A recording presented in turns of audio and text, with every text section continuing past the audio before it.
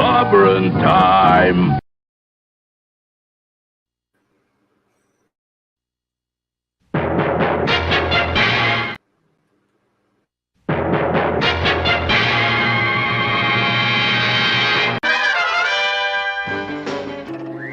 Atomic batteries to power.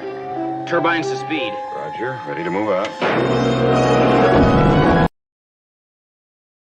I just love clobberin time!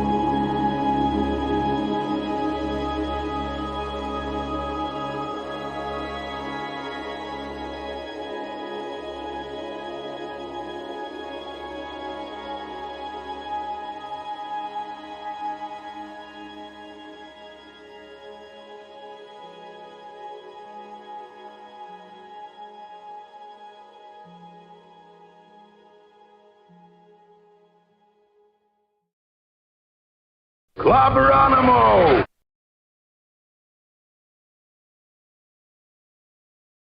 Clobberonimo indeed.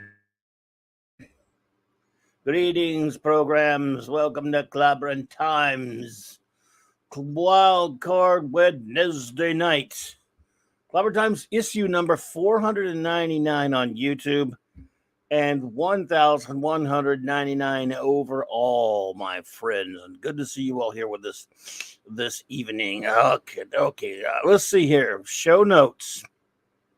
First, had a great time hanging out with my comic book roundtable compatriots, Loki and 24/7 with Handsome and the Classic Comics, and our great guest Eric O'Sullivan. So, shout out to those boys. Always fun hanging with the lads over there and that august group. And so that was great. And of course, let's see here. Tomorrow, I'm going to be busy doing some busy work streaming. Because tomorrow at 6 p.m. Central Standard Time,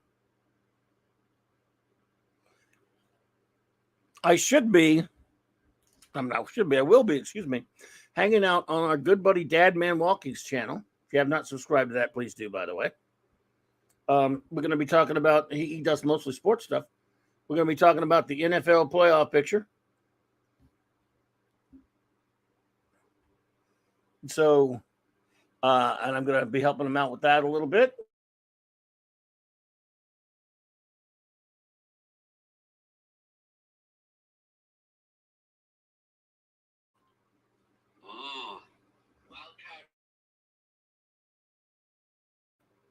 Sorry about that, having a bit of a, hang on, a little bit of a technical problem. Hang on. Okay, sorry. I don't know what the hell's going on there. Anyway, weird, wild stuff. So, All right, everybody. Where were I? Oh yeah. So Dadman and the Dadman clan. I will be on this channel tomorrow night, 6 p.m. Central, 7 p.m. Eastern, talking some NFL. Uh, the playoff situation, of course. And then after that, hopefully I'll try to jump on with and hang with Tom with those boys, Tom and the boys for a little while if I can. But I think it's going to conflict with that. But I didn't realize they were at the same time. Anyway, what else? Oh yeah, tomorrow night on Clobby's Clubhouse, my dear friends, it will be Clobberin times number 500 on YouTube. 500. That's right. So I'm looking forward to that. And it'll be like 1,200 overall, but it'll be 500 on YouTube. So, and what better place to celebrate it than the clubhouse, right? So that's a Globby's Clubhouse. And Thursday night. Friday night, I'll be hanging out at the great Nick Weiser's channel for the Friday night comic shop talk with Nick and the boys. And we will be,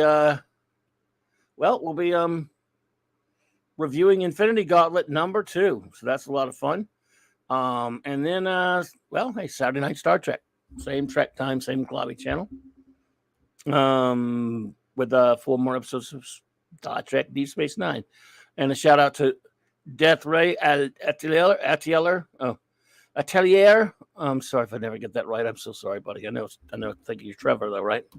Death Ray, thank you so much for the $3.99 Canadian super sticker. You are too kind, my friend. I really appreciate that. And let's see who else is here with us this evening. Let's do some shout outs, folks. As always, I will go. Weird things keep getting changed around here. Yeah. Put out of place and stuff. Saying hi to our fantastic riches, of course, the great Eric Day, the bronze Richard. Hope everything's getting back to normal up for you up there, pal. What's the update on that? The Vindicator Wrench of the North, the great Chris Persia. I shout everybody out whether they're here or not, of course. Daybard Martin, the great Wrench of Iron. Lord Thoth and Lady Thoth. Avon lives, long live the Legion, buddy, the god of wrenching. Club Money Master and artist extraordinaire, Hungry Boy. The Wrench Without Fear, the great J-Man, who will be joining me soon for another Bob Maney adventure on Earth B. Kal-El, the Super Wrench, and of course the wielder of the Mjolnir Wrench, the great Maddie's daddy, and Phantom Outsider. And let's see who's actually here. Who is up in the alley? Let me turn my attention to the chat. Stuart Mitchell, what's up, buddy? Hey there, J-Man. Yeah, by the way, yes, next Monday night will be I don't have it all written, programmed or everything yet, but next Monday night, J-Man and I will take another adventure into the fabulous world of Earth B, the wacky world of Bob Haney, reviewing Brave and the Bold number 100. I'm looking forward to that. So let's see who else is here with us tonight. Again, good to see you, Stuart Mitchell. Wagner, hey there. Good to see you, Sir Wagner. Larry. Good to see you, my friend. Bush McFadden.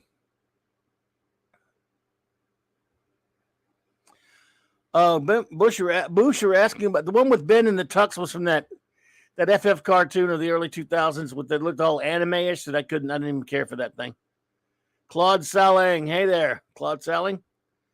Let's see here. Oh my goodness, Apollome's Minion and the Pupperoni. I hope you and the pupper are doing well, Apollome's. Good to see you, my dear. Good to see you. Let's see here. Excuse me. Brian Hepburn. Hey. Hope you're doing well, my friend. Keith Keely Chow, Roll Tide. And I'm sure you're excited about them Cowboys. Let's see.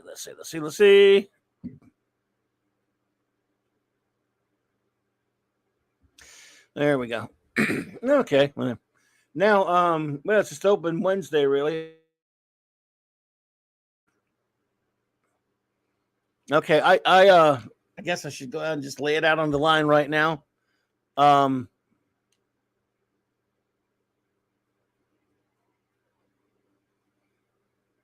Mr. Angel, what's up, my friend? Good to see you, sir. Hope you're doing well, and hope all those your wonderful friends who are helping you out at the hospital, the wonderful nurses and the staff there.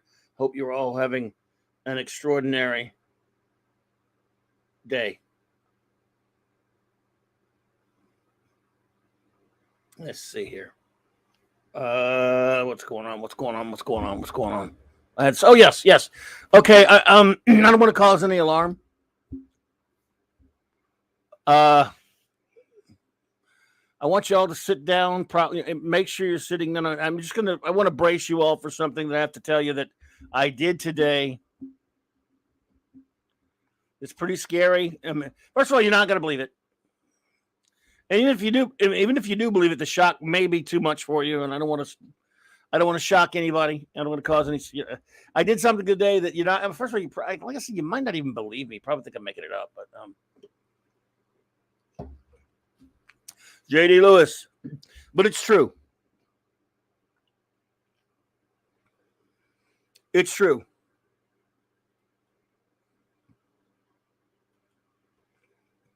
I did something today that, well, you just don't hear about me doing. But I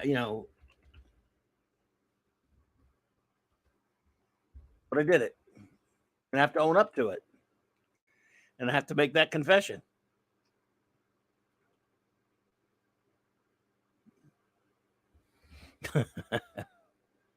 Okay, you ready, Chris? Chris is braced, and no, surprised. Subscribe to Disney Plus. Nah, I don't use that much, but I use my daughter's codes to for that Dodge, Brian. I would never subscribe to that.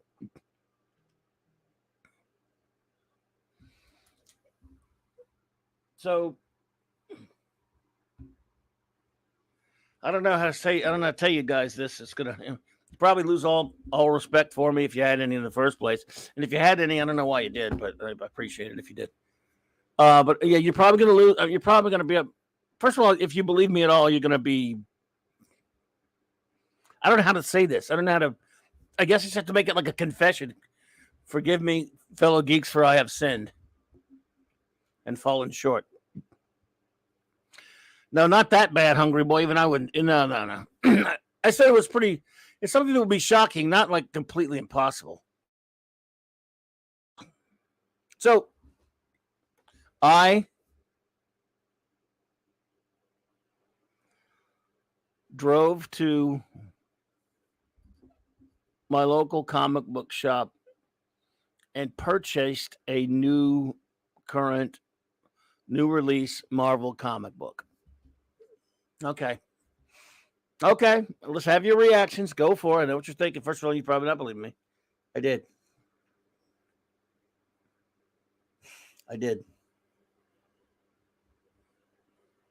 Forget Marvel, any comic book. This has been over almost a year since the last time I've done this, and before that, I don't know how long. I say, Guagnar, I don't blame you for unsubscribing, buddy. I'm sorry. I bought a current comic book. I did, yeah.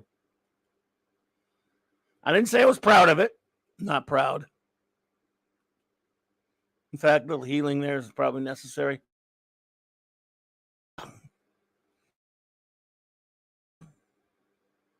But I did it.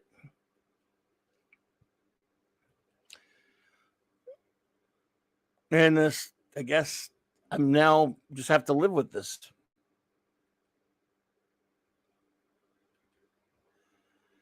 I mean, I don't know any way else to deal with this, really. Just I have to face this. this embarrassment, this disgrace, and I have to own up to it. And I've done that here with you guys. I have no excuse. And yes, you can feel the hurt and embarrassment in me right now. Thank you, Mr. Angel. I think I'm glad the God Emperor forgives me, but I don't think I can forgive myself, to be honest. Thank you, Death Ray. Because Michael Carney, hello there. I don't really know how I'm going to get through this, and I guess with you guys helping me.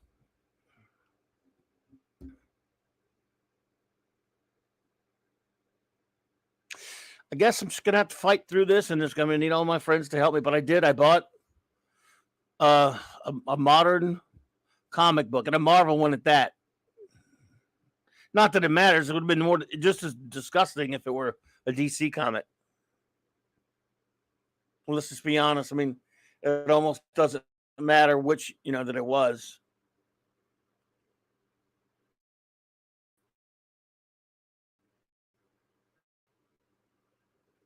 As I've transgressed. No, yeah, I don't know. And I've talked about this comic for a while. I guess now that I've admitted that, the only thing left is to tell you what comic book it is, I guess, right? I mean, should I further my I guess it's not, it can't hurt to just tell you which comic book it was, right?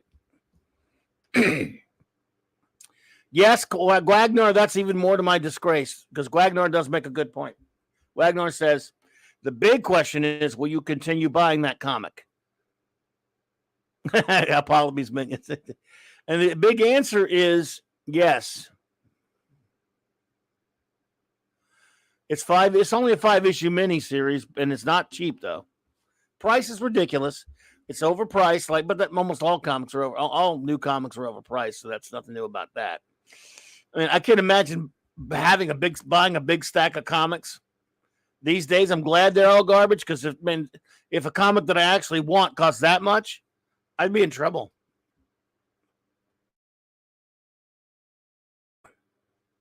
I'd be in big trouble in Little China. So I've talked about this comic before. It's called Avengers War Across Time. It's written by one of my favorite comic book artists. Writers, I should say. Paul Levitz, legendary writer, one-time president of DC Comics, who never wrote anything for Marvel Comics before.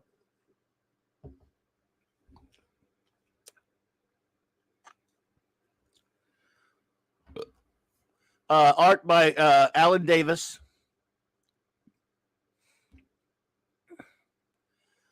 This comic book is, this is the 60th anniversary of the Avengers.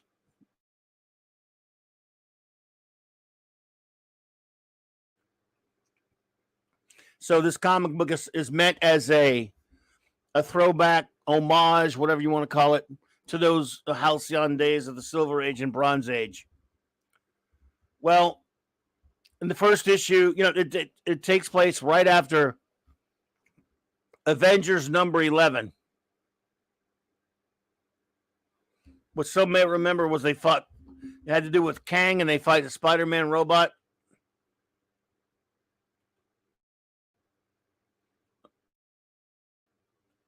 Let's see if we can find that comic, a picture of that comic first.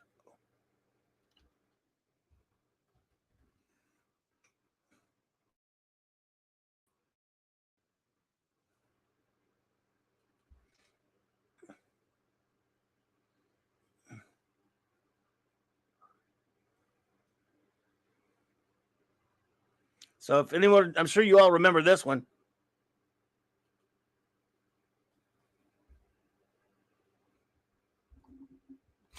Larry Paul Levitz is one of my favorite writers from DC. He wrote a lot of things amongst most Legion of Superheroes. He's the number one, the greatest of the Legion of Superheroes comics.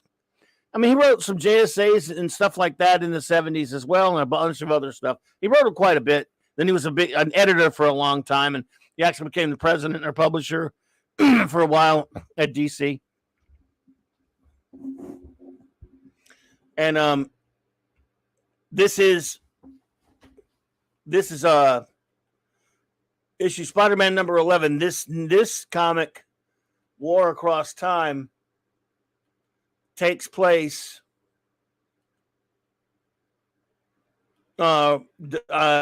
immediately after it. According to, again, I have not read. I'm gonna have to go back and read Avengers number 11 right now to take, see what to do. But anyway, it involves Kang, and of course, this is a double-sized issue. Still $5.99, dude. But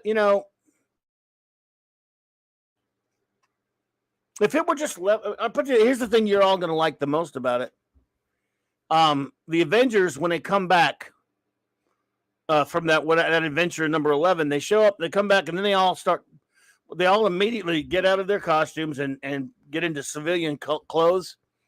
And the Hulk comes over, an evil version of the Hulk shows up, but they sit down with the Hulk and they don't fight him.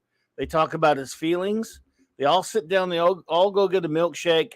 And for like 20 pages, they just talk about how funny it is to be superheroes and just how non-diverse the Avengers are and how they need to be more diverse. This comic clearly takes place in 1962, 63, but it's even still, they talk about how horrible and just absolutely racist and rotten that 1963 is. And the Avengers are sitting around there deciding, dang it, we have to look how non-diverse we are. And so the comic, instead of having just a silly fight with silly ideas and silly dialogue and art, they really sit down and get to some of the really important matters that superheroes in 1963 should have been getting down to. And they sit around and they have a nice conference. They call the UN and start talking about how non-diverse everything is in the country and in the world.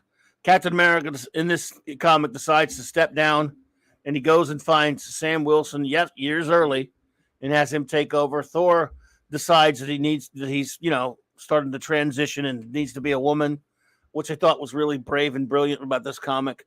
It really addresses fundamental issues that we're all really concerned. In 1963, kids back then would have been better off if this comic had been more diverse, more sensitive. It talks about how rotten and evil capitalism is. And again, no action or anything like that. No silly fight scenes. These they make fun of their costumes. They make fun of everybody in a snarky way who they don't like. And I mean, there's the only people that get beat up are normal people. There's plenty of cis white people to beat up on, which they do, and they insult and stuff. So I thought it was, wow, this is what the Avengers throwback should be.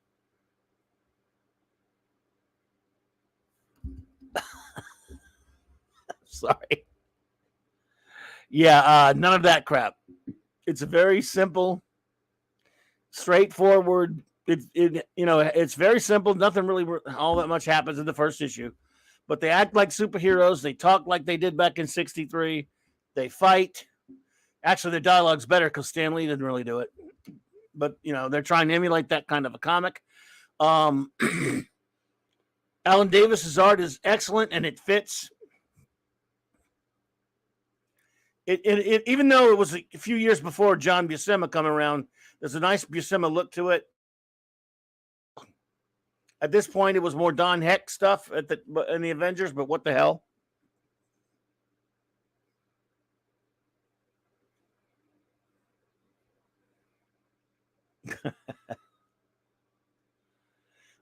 Kang is in it. Like I say, it's just them fighting the Hulk, or maybe some kind of robot version. We don't know yet. And so the story, it's not much of a story. It's very simple. Again, it's $5.99. But I definitely want to buy the next one. And the art's cool. It's kind of refreshing just to see superheroes acting like superheroes.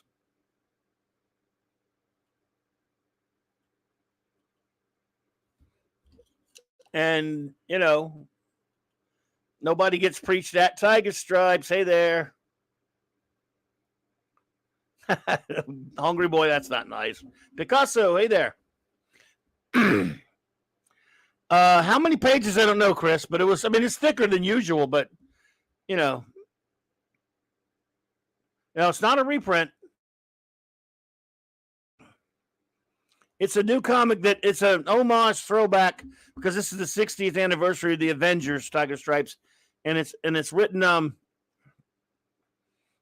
by a longtime DC Comics writer that I'm a big fan of, named Paul Levitz. And this is his first time ever to do anything for Marvel, and it's art by one of the old school comic artists that I've always kind of liked, and Alan Davis. Everybody looks right. Well, it is thicker, Mr. Angel. It's thicker. I'm not excusing the price. It's crazy. I would not normally. Yeah, Paul Levitz, the great Legion writer. I would not normally buy any comic that expensive. But it is. It's. I don't buy new comics, so what's one? And it's Paul Levitz, and it's Alan Davis, and it's the Avengers looking and acting like they're supposed to be. Like I said, it takes place. Now again, will it be good going forward? I don't know.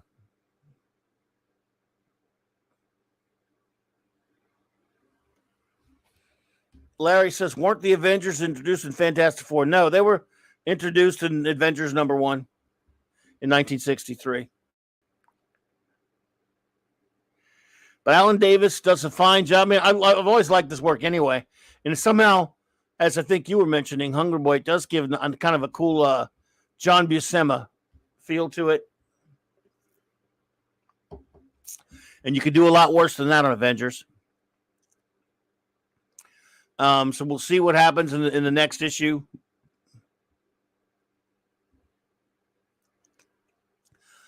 The standard price of comics these days is what, $2.99? Some of them are $3.99. This comic is a little bit thicker than the normal modern comic but still, that's crazy. $5.99, but I went ahead and make the exception. They're only going to be 5 issues. It's not like I'm going to be buying any other new comics anytime soon. And it's the Avengers, and there's my buddy Paul Levitz right there, my Legion writer. And I could only hope for the best. I mean, he's written some of the greatest Legion stories ever. Wrote the Great Darkness Saga.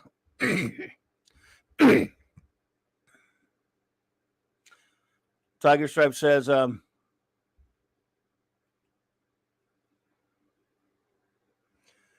used to buy comics regularly a while back, and I seem to remember them being between $4 and $5 a piece. Well, yeah, new comics have been up there for a while, but yeah, it's getting crazy. Fandy, I used to get a lot of titles per month too. Could you imagine? I can't imagine. Hey, what's up, Kal-El? Good to see you, bro. I cannot even imagine buying not just because modern comics are crap, but even if I liked them, I would be at $3 averaging $3 a pop. Jesus, I mean, you walk in to go get your new books. If you walk out with a stack of 5, 6, 7 comics, you jacked $50. Just nuts. Yes, graphic novels were $5.99. Real graphic novels, not trades. But you know what? I bought it. And I don't blame anyone. I'm not telling anyone to buy it or not buy it. Like I said, I thought the first issue was nothing special as far as anything groundbreaking, but this is modern comics. But it laid the I think it laid groundwork for what could be an interesting story. I trust Levitz, and I enjoyed the art. So I'm going to, I'll stick with it. And I'm not spoiling anything. Look, go read it. Look, I have a digital copy that you get a free digital copy with the comic book. If I can put send a digital to somebody out there.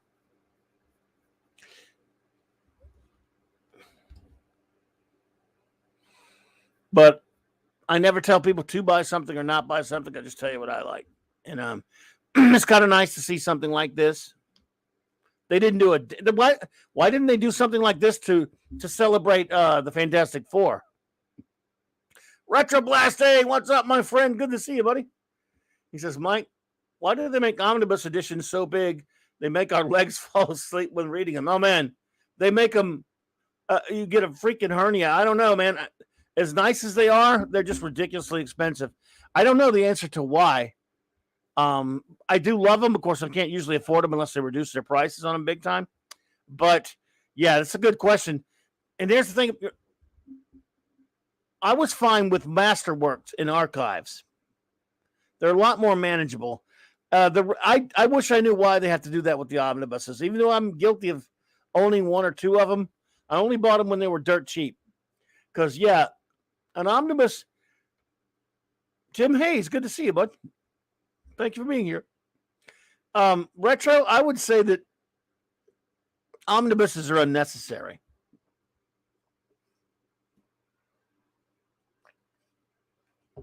Just do Masterworks like they in the archive books. Because, like you say, they're so gigantic and you can't even read them. I've tried to actually sit and read an omnibus. And I have read an omnibus, but usually, first of all, I'm kind of afraid to open the thing and break it, so you kind of be gentle with it because that spine.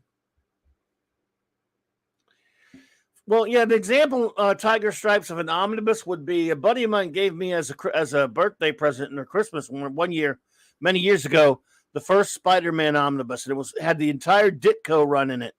An omnibus could contain up to 30 or more issues. And it's just gigantic. It's a monster. It's an omnibus. Omnibuses can have 30 some odd issues or more. I love them. They're beautiful.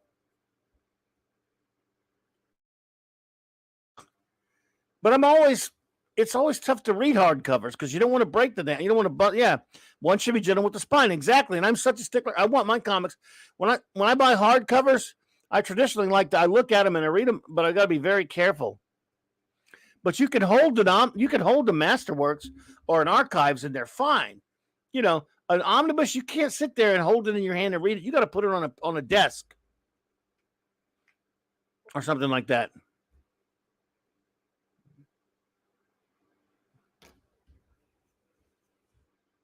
It's just, you just can't. Ugh. Like Michael said, that thing is just incredible. It'll give you a hernia. Like, oh yeah, those Taschen books are beautiful, Brian Hepburn, but geez, they are expensive and they are heavy. That's a big book about hardback collections of EC comics for my bro back in the day. Yeah, look, I love hardback, hardcovers, all these fancy printings of comics and stuff. I love them. Don't tell my boy 24 on me. I love them. I love nice trade paperbacks. I love nice hardcovers. But good Lord. An omnibus is really kind of unnecessary. Look, don't get me wrong. Snagged a couple for dirt cheap here and there. And I go, I couldn't resist. I sold $125 cover price for like $20 one time. And I think I got I've got a couple for $20 at Ollie's a couple times. So I would buy more omnibuses if I can get them dirt cheap, but I'm not, they're just kind of fun to have. It's reading them is a logistical nightmare. This is the first new comic I bought since over a year ago, when the latest issue, after waiting 4 years for the latest Astro City, I was able to get the latest Astro City about a year or so ago. Retro Blasting says, I have the IDW Tomb Raider omnibus books, and they are as massive as altar Bibles, both in dimensions and weight. I will have to buy a book podium to read the back. Yep, exactly. You have to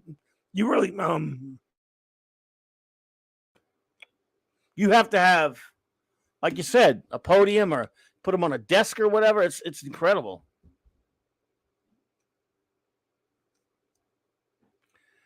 Death Ray says, does anyone know how Frank Miller's comic publishing publisher is doing. They're trying to do $2 comics.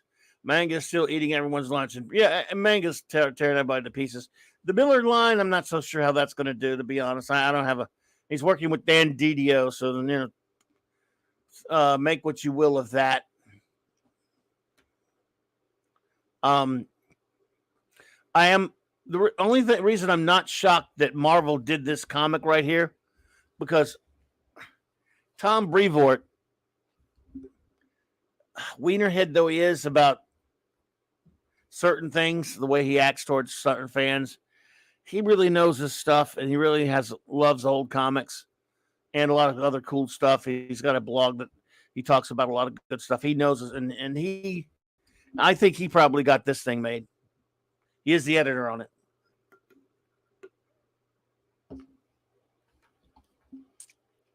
Hey, Mr. Grant Gregory, thank you so much. Yes, almost 500. Yet tomorrow night will be 500 on YouTube, 1,200 overall. And so I can think of no better time to celebrate it than the clubhouse. Yeah. So, Frank, you would think of Frank Miller company, but Frank's just so old. I hate to say it. I don't know how much input he has in that company right now. Plus, is he the big name that he used to be? I mean, a lot of people, maybe some people would go back to comics to read something, but by him. But how much of it's actually Frank Miller doing it at this point? How much of it's just his name,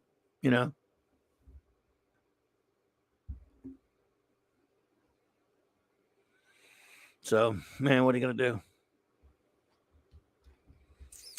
But, so yeah, I enjoyed this comic. Oh, thank you, Larry. Yeah, like I said, it'll be 1,200 shows overall, but it'll be 500 on YouTube. No big deal. So it was not a whole lot to this, granted, but again, when you read it, you go, wait a minute, that's what this comic is supposed to be. It's set in 1963, or actually 64, because it was after Avengers number 11, but you know what I'm saying.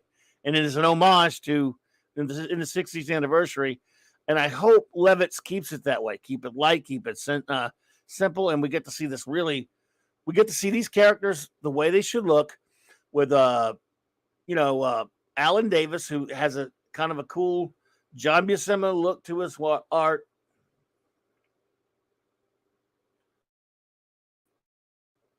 And that's pretty cool stuff. Doesn't have to reinvent the wheel. It's just an homage and a throwback to better times. And I will stick with it. It's not cheap, but I will stick with it. That's true, Mark D. What's up, dude? Carte blanche. But I have joined the dark side. Yeah, I have sinned. Thank you, Mr. Angel. Appreciate that, buddy. But I'm not very happy with myself buying it, but because it's a Marvel book. But it's not like I buy them often. Like I said last year, I let myself. Of course, I never stopped buying Astro City. I'm thinking I'm one of the last people on the planet that stuck with Astro City through everything. And last year, the first issue in over 5 years came out, and I went to get that. Lemon Pie, hey there, good to see you. But other than that, for me to go out and buy a new comic, it's just not heard of. It's a weird thing. Like I said, once in a while, I take a trip to the comic shop just to hang out with some friends, a friend of mine, just to go hit it for the fun of it. And I bought some of those facsimile books that they've been doing recently because they're kind of fun to have. They're kind of cool. I like them. But new stuff, though, I'm sorry.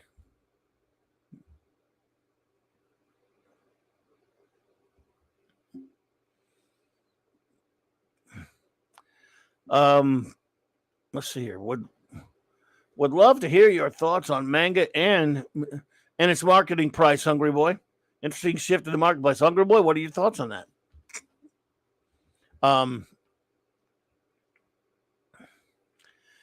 I'll tell you what, I envy you manga fans. I've just never been much of a manga guy, nothing personal, but I respect it because of the way they, they're all about producing something of quality art and quality, you know, entertainment for their customers. And that's that. And those people are committed to making the best thing that they can. And manga fans, you guys are lucky. And of course, they're kicking the ass of the horrid current comic book industry. So that's kind of nice.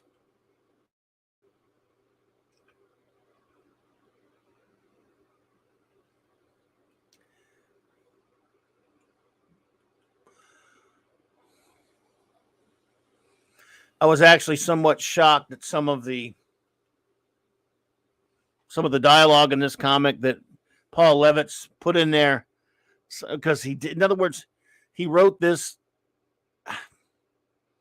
I'm not going to go into what I think about Stan, here tonight. I'm not going to litigate that, but he wrote it to where it felt like an older comic, but he didn't try to do exactly the way Stan did. Yet it felt enough like that time back then.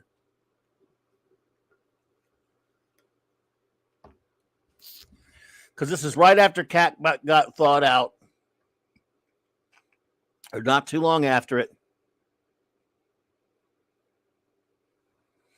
J-Man, how dare you, sir? J-Man says, now that you're buying new comics, I have to get you into dead teenager movies and heavy metal. Heavy metal music or the comic? Which one? Oh, dear. Oh, dear. We could be playing the game of Rassilon at this very moment. So, yeah, no, it's cool. I'm not going to be buying too many new comics. As in, other than the next 4 issues of this, the whole 5-issue run of this one, I doubt they're going to be luring me back anytime soon. But I've always said, fair is fair. If they can get me back, good on them. I've always said that. I dumped out Major at the Screw 52 in 2011. But I still, at that point, I'd already kind of gotten rid of Marvel. I was sick of Marvel, but I was buying a good bit of DC comics. In fact, really, about the year leading up to the Screw 52 in 2011, about a year or so before it, I was actually pretty done with Marvel, but I was starting to get a little annoyed with DC after a few years of actually enjoying a number of DC comics. There was sort of I was away from DC for like 12 years. Then they came back. They fixed Hal Jordan. Welcome, Mark D. What's up, dude? Hail to Chad. Hail to everyone. Yeah, so the rumor was true. I was kind of lurking for a while doing some projects, and yeah, so sounds like you can't blame me for the only one to buy new comics now, right? Yes, I can't. No, I can still blame you for it. I had a special case. I've already said this is a special case. You get a special dispensation? Right. I've given myself You're special Catholic pass. So here's the deal about that, folks. I had gone almost 12 years without touching a DC comic throughout the 90s because of what they did to Hal Jordan. When they fixed him, when Jeff Johns fixed him and repaired the damage and brought him back around 2000, what was it? 4, whatever it was, give or take ballpark. Yep. Even though I didn't like Infinite Crisis too much, I went back to DC. Parallax stuff, yeah. Yeah, they fixed that trash that they did to Hal Jordan. And then I went back to buying a lot of DC comics. Now, Marvel, I was still kind of, I was just, didn't buy a lot of Marvel at that point. And the Marvels, here and there, I bought some, but I was starting to fall out of favor with Marvel. This is a basic chronology of how I got where I am, folks. On quality, right? And story, quality and story. Who? You're saying that you dropped out of buying Marvel. I was kind of sick of Marvel, yeah, and they were doing stuff like, I don't know. They were getting close. They didn't have too much of that Ultimates crap, and then I just didn't like what they were doing. So, but I went back to DC pretty decent. I was buying a lot of DC books. I actually liked Sinestro Corps War. I kind of like some of the Tomasi issues of Green Lantern. I like the John's Green Lantern run. I was liking the Tomasi Green Lantern Corps. Yeah, I like Tomasi's Nightwing. I like Paul Dini's Detective. There were various comics I liked. Some I didn't. Oh, I got to interrupt. Eric K just gifted 5 Clobberin Times memberships. I know you can't see that. So. Oh, thank you, Eric. Eric K. Appreciate you, buddy. You're too generous, man. Thank you so much. So everyone click the Eric K logo with the gift on the top left in your chat to claim if you know, it. Right. Vic if you're not Fontaine yet got one. Yep. Oh, there you go. Vic Fontaine. I didn't see him there. Thank you, Vic Fontaine.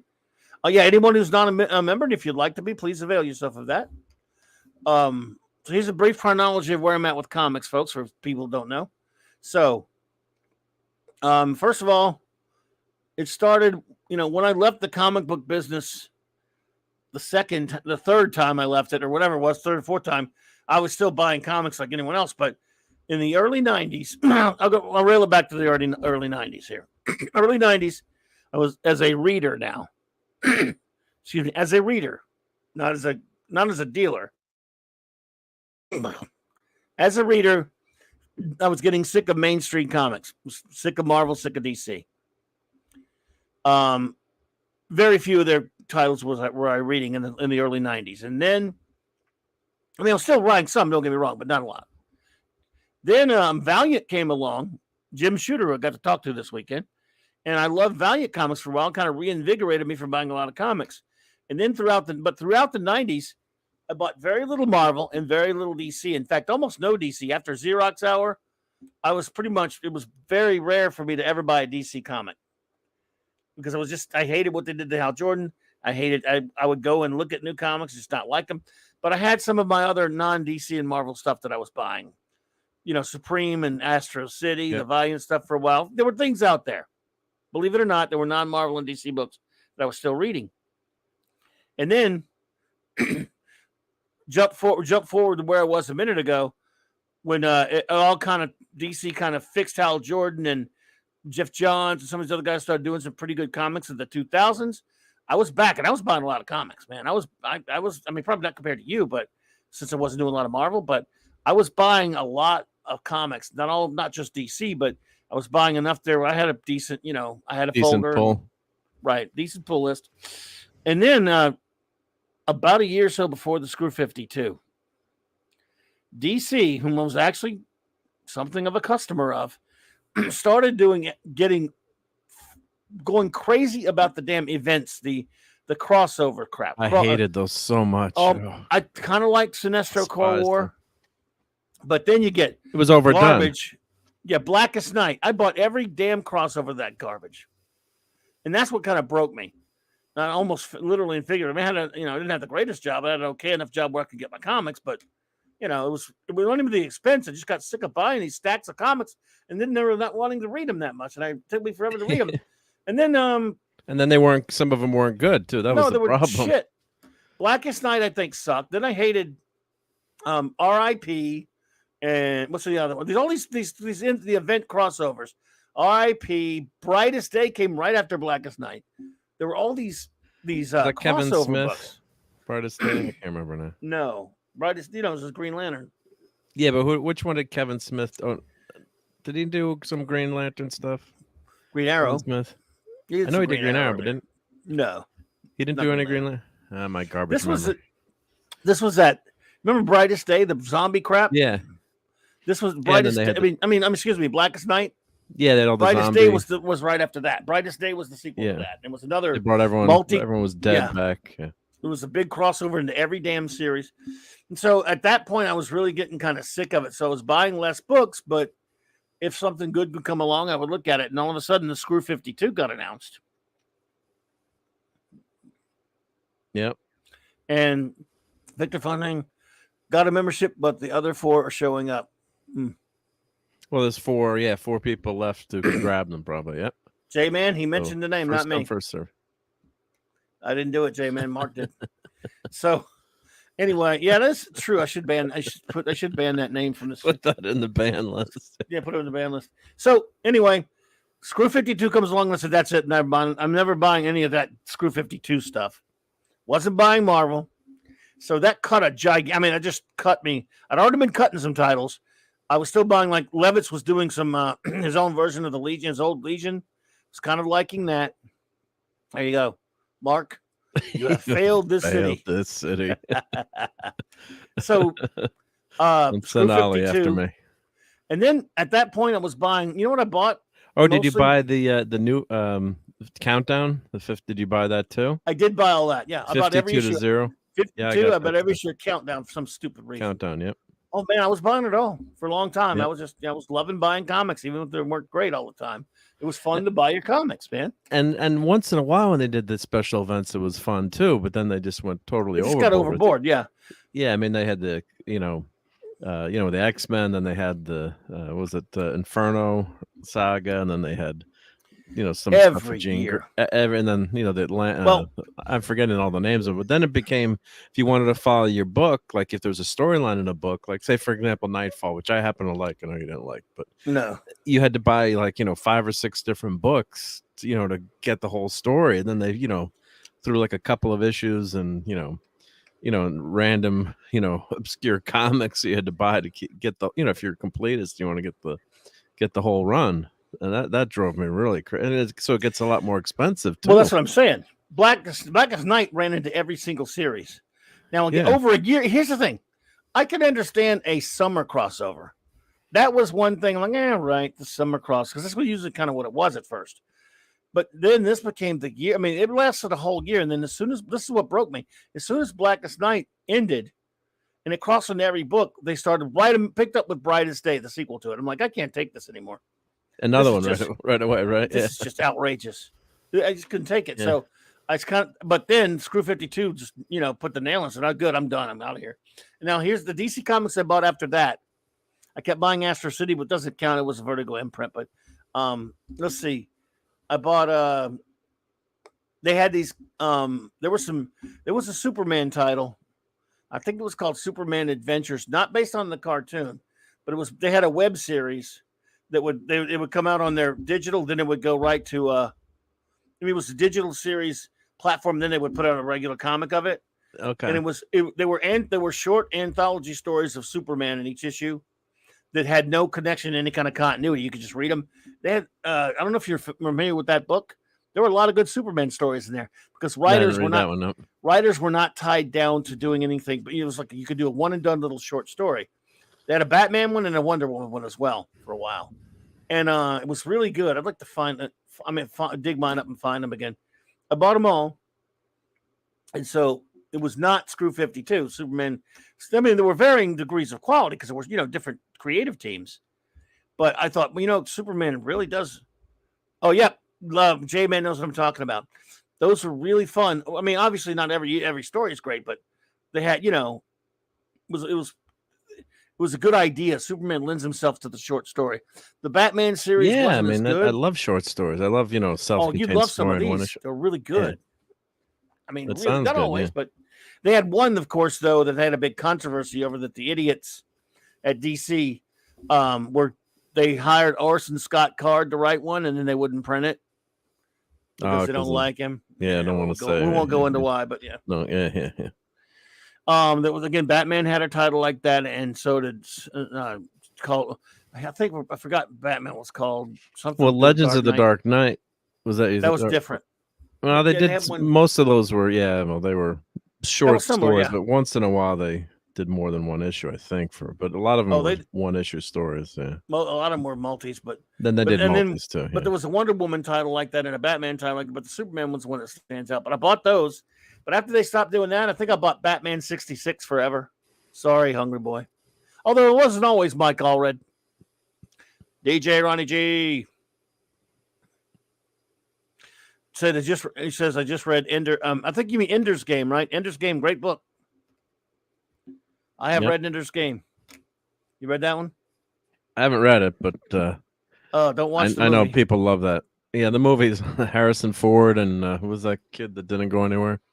Well, the movie. That movie was extremely mediocre. Oh, it's Cliff Notes. Yeah. Yeah. We went to see that though.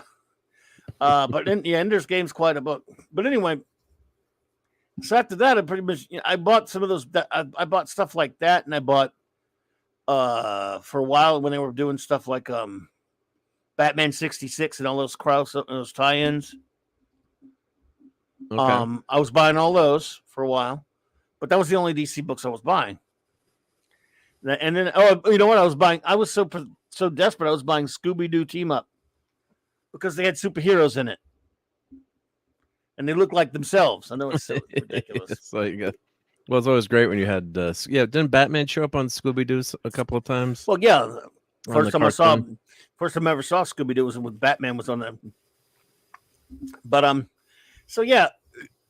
After that, it just got to the point that I stopped buying all of it, and I just kind of stopped. I did less and less frequent visits to the comic shop, and then I'll just go hang out. So over the years, I just cut it out. Just decided I didn't need it anymore. And then I kept the thing. I was only going back to the shop to get one or two things, and then Astro City. My J-Man says, "Okay, guys, got to get to bed. Mark, your crawl is good. Is good to go. Be seeing you. Crawl. I don't know what that means, but J-Man, I can't wait French to crawler. Monday night. J-Man, we'll be hanging out, doing a special Bob Haney review. So, what were you saying? Crawl the movie. What about He's helping me out to get a copy of that. Yep. Well, I thought you had it. No, I don't have Crawl. No. Okay, there you go. And you are. Yep. Death Ray says, I am so sick of so-called long story arcs and TV streaming. Comics are making a mistake with 5-issue limited series. So yeah, do self-contained stories. They probably make me. It may make you an old man. Well, I'm an old man as well and proud of it. I got to tell you something. I have complained about this for a long time. Before they came up with the concept of writing for the trade, and they just wrote individual stories, and then they could compile them into a trade later if they wanted to. But writing for the trade sucks. It makes you have to stretch your damn story too far, and it really makes for a lot of mediocre problems. That's just with comic books. TV, the same deal, actually, though, in a lot of cases, where they write these long story arcs, and they can do episodes where nothing really has any kind. No, few episodes have any kind of hey, Maddie's daddy, have any kind of severe meaning. Maddie's daddy. Yeah, I mean, I like single issues too, but don't get me wrong. I mean, if everything's a saga, then nothing is. So we would like a good saga once in a while, but it's not special when it's all the time. And comics were soap opera enough as it is. Well, I found I found an article that has every crossover for Marvel listed. I can show it in a minute. I'll make it. Go for it. Yeah. Here. So go for it. It's crazy. It's crazy. I'm gonna have to just scroll through quickly towards the bottom. But there's so many crossovers. So the 70s we had 3. Contest of Champions. Yeah, right, the 70s did have 3. Avengers, Defenders, War. And it was still they crossed over each other's titles. They didn't make a bunch of different crossover things. Yep. Thanos War, and Private War. Sorry, so we had 3, right? Now we get the 80s. This is the first one I probably read was Contest of Champions. I remember that. Yep, and Secret Wars, of course, which was great for the toys, but it was a series basically just for the toys. When Secret Wars came out, I was like, didn't they just do this with Contest of Champions? What in the hell? Yeah. So Secret Wars 2, 85, 86. So look at the time frame. One a year. There's 3 years in between, right? Then we get Mutant Massacre. Fall of the Mutants. 2 years later, Fall of the Mutants. Evolutionary War was pretty good. I like that one. Yeah. 2 in 1 year. X-Men Inferno, right? And then they started going crazy. Yep. Hey, Lisa. Good to see you, my dear. All right, Chris Persia. Have a great night, buddy. Thank you for being here, man. Then this was out of hand. Well, they were good or not beside the point. There were too many of them.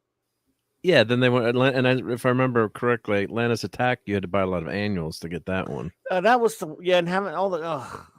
Because the annuals are more money too. Don't forget. Then Acts of Vengeance, right? So let's see. In the 80s, I got 1, 2, 3, 4, 5, 6, 7, 8, 9, 10. Okay, 10 in the 80s. Jeez. All right, now Some in the same, like 3 in the same year. Now in the 90s. Oh my goodness. 90s. I'm gonna have to start scrolling quickly, but Muir Island Saga, Infinity Gauntlet. Okay, all-time classic, Infinity War, right? Yeah, again, whether they're good or not, those I'm not even talking about whether they're good. They're like ridiculous. Yeah, but then Too many of these things. Then it gets insane. But yeah, Galactic Storm, Return of Defenders. Then you had 3 in 1 year. Rise of the Midnight Suns. Then you had Executioner's Song. Lazy writing. Real Wade Nation Gaming.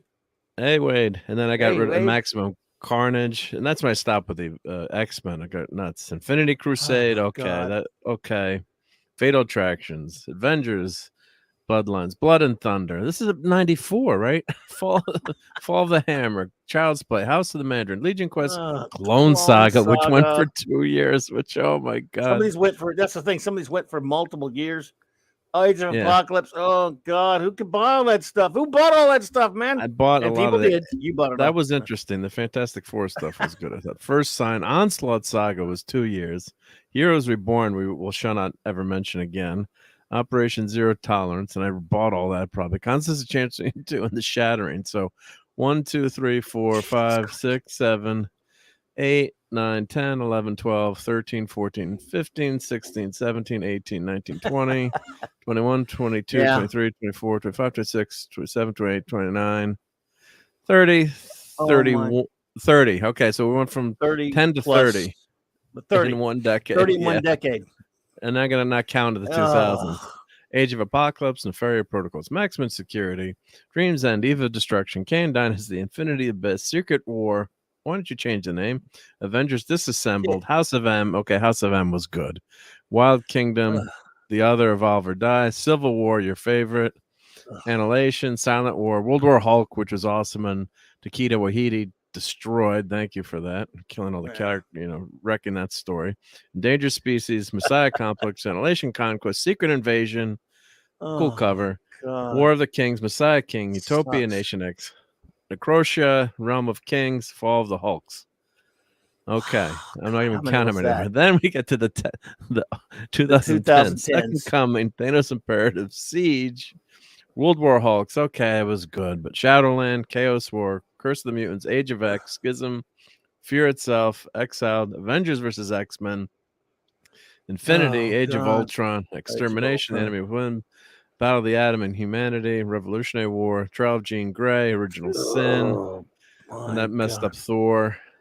Time Runs Out, Axis, Death of Wolverine. Oh, they killed Wolverine again. Spider-Verse, Black Vortex, Secret Wars again.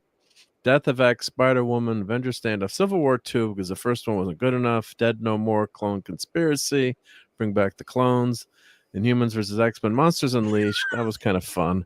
Secret Empire, Weapons of Mutant Destruction, Worlds Collide, Poison X, Damnation, Infinity Wars, Extermination, Spider-Geddon, Age of X-Men, War of Realms, Absolute Carnage, 2099, Annihilation Scourge. 2020 Empire. I gotta finish. X of Swords, Iron Man 2020, Outlaw, King in Black, Hellfire Gala, Heroes Reborn, Last Annihilation, Spider-Man, Sinister War, Death of Doctor Strange. Yeah, of course, it's a great idea. Kill Doctor Strange when this movie comes out. Devil's Reign, Reckoning War, Axe, Judgment Day, and the Dark Web. That's just a few, isn't it? I would be interested to see if DC has more than them. Marvel has probably more, but it might not be by that much. Yeah, it's insane. Probably has more. It's just D-Butt said the last one he bought was Galactic Storm. That's the early like 91 or 2. Which was that? That was way back in the 90s, right? Oh my God, yeah, it was right. Yeah, Galactic Storm was right after. It was like with the Kree. I think something to do with the Kree, right? They went to the Kree world or whatever. Yeah. Let's see, Galactic Storm. Wow, I was 91. I mean, some of them are good, but it's just you shouldn't be allowed to have more than one a year. It's insane, man. Yeah, and that's just shows how pathetic the comic book industry is. Like with these things, it's just look, they're not special.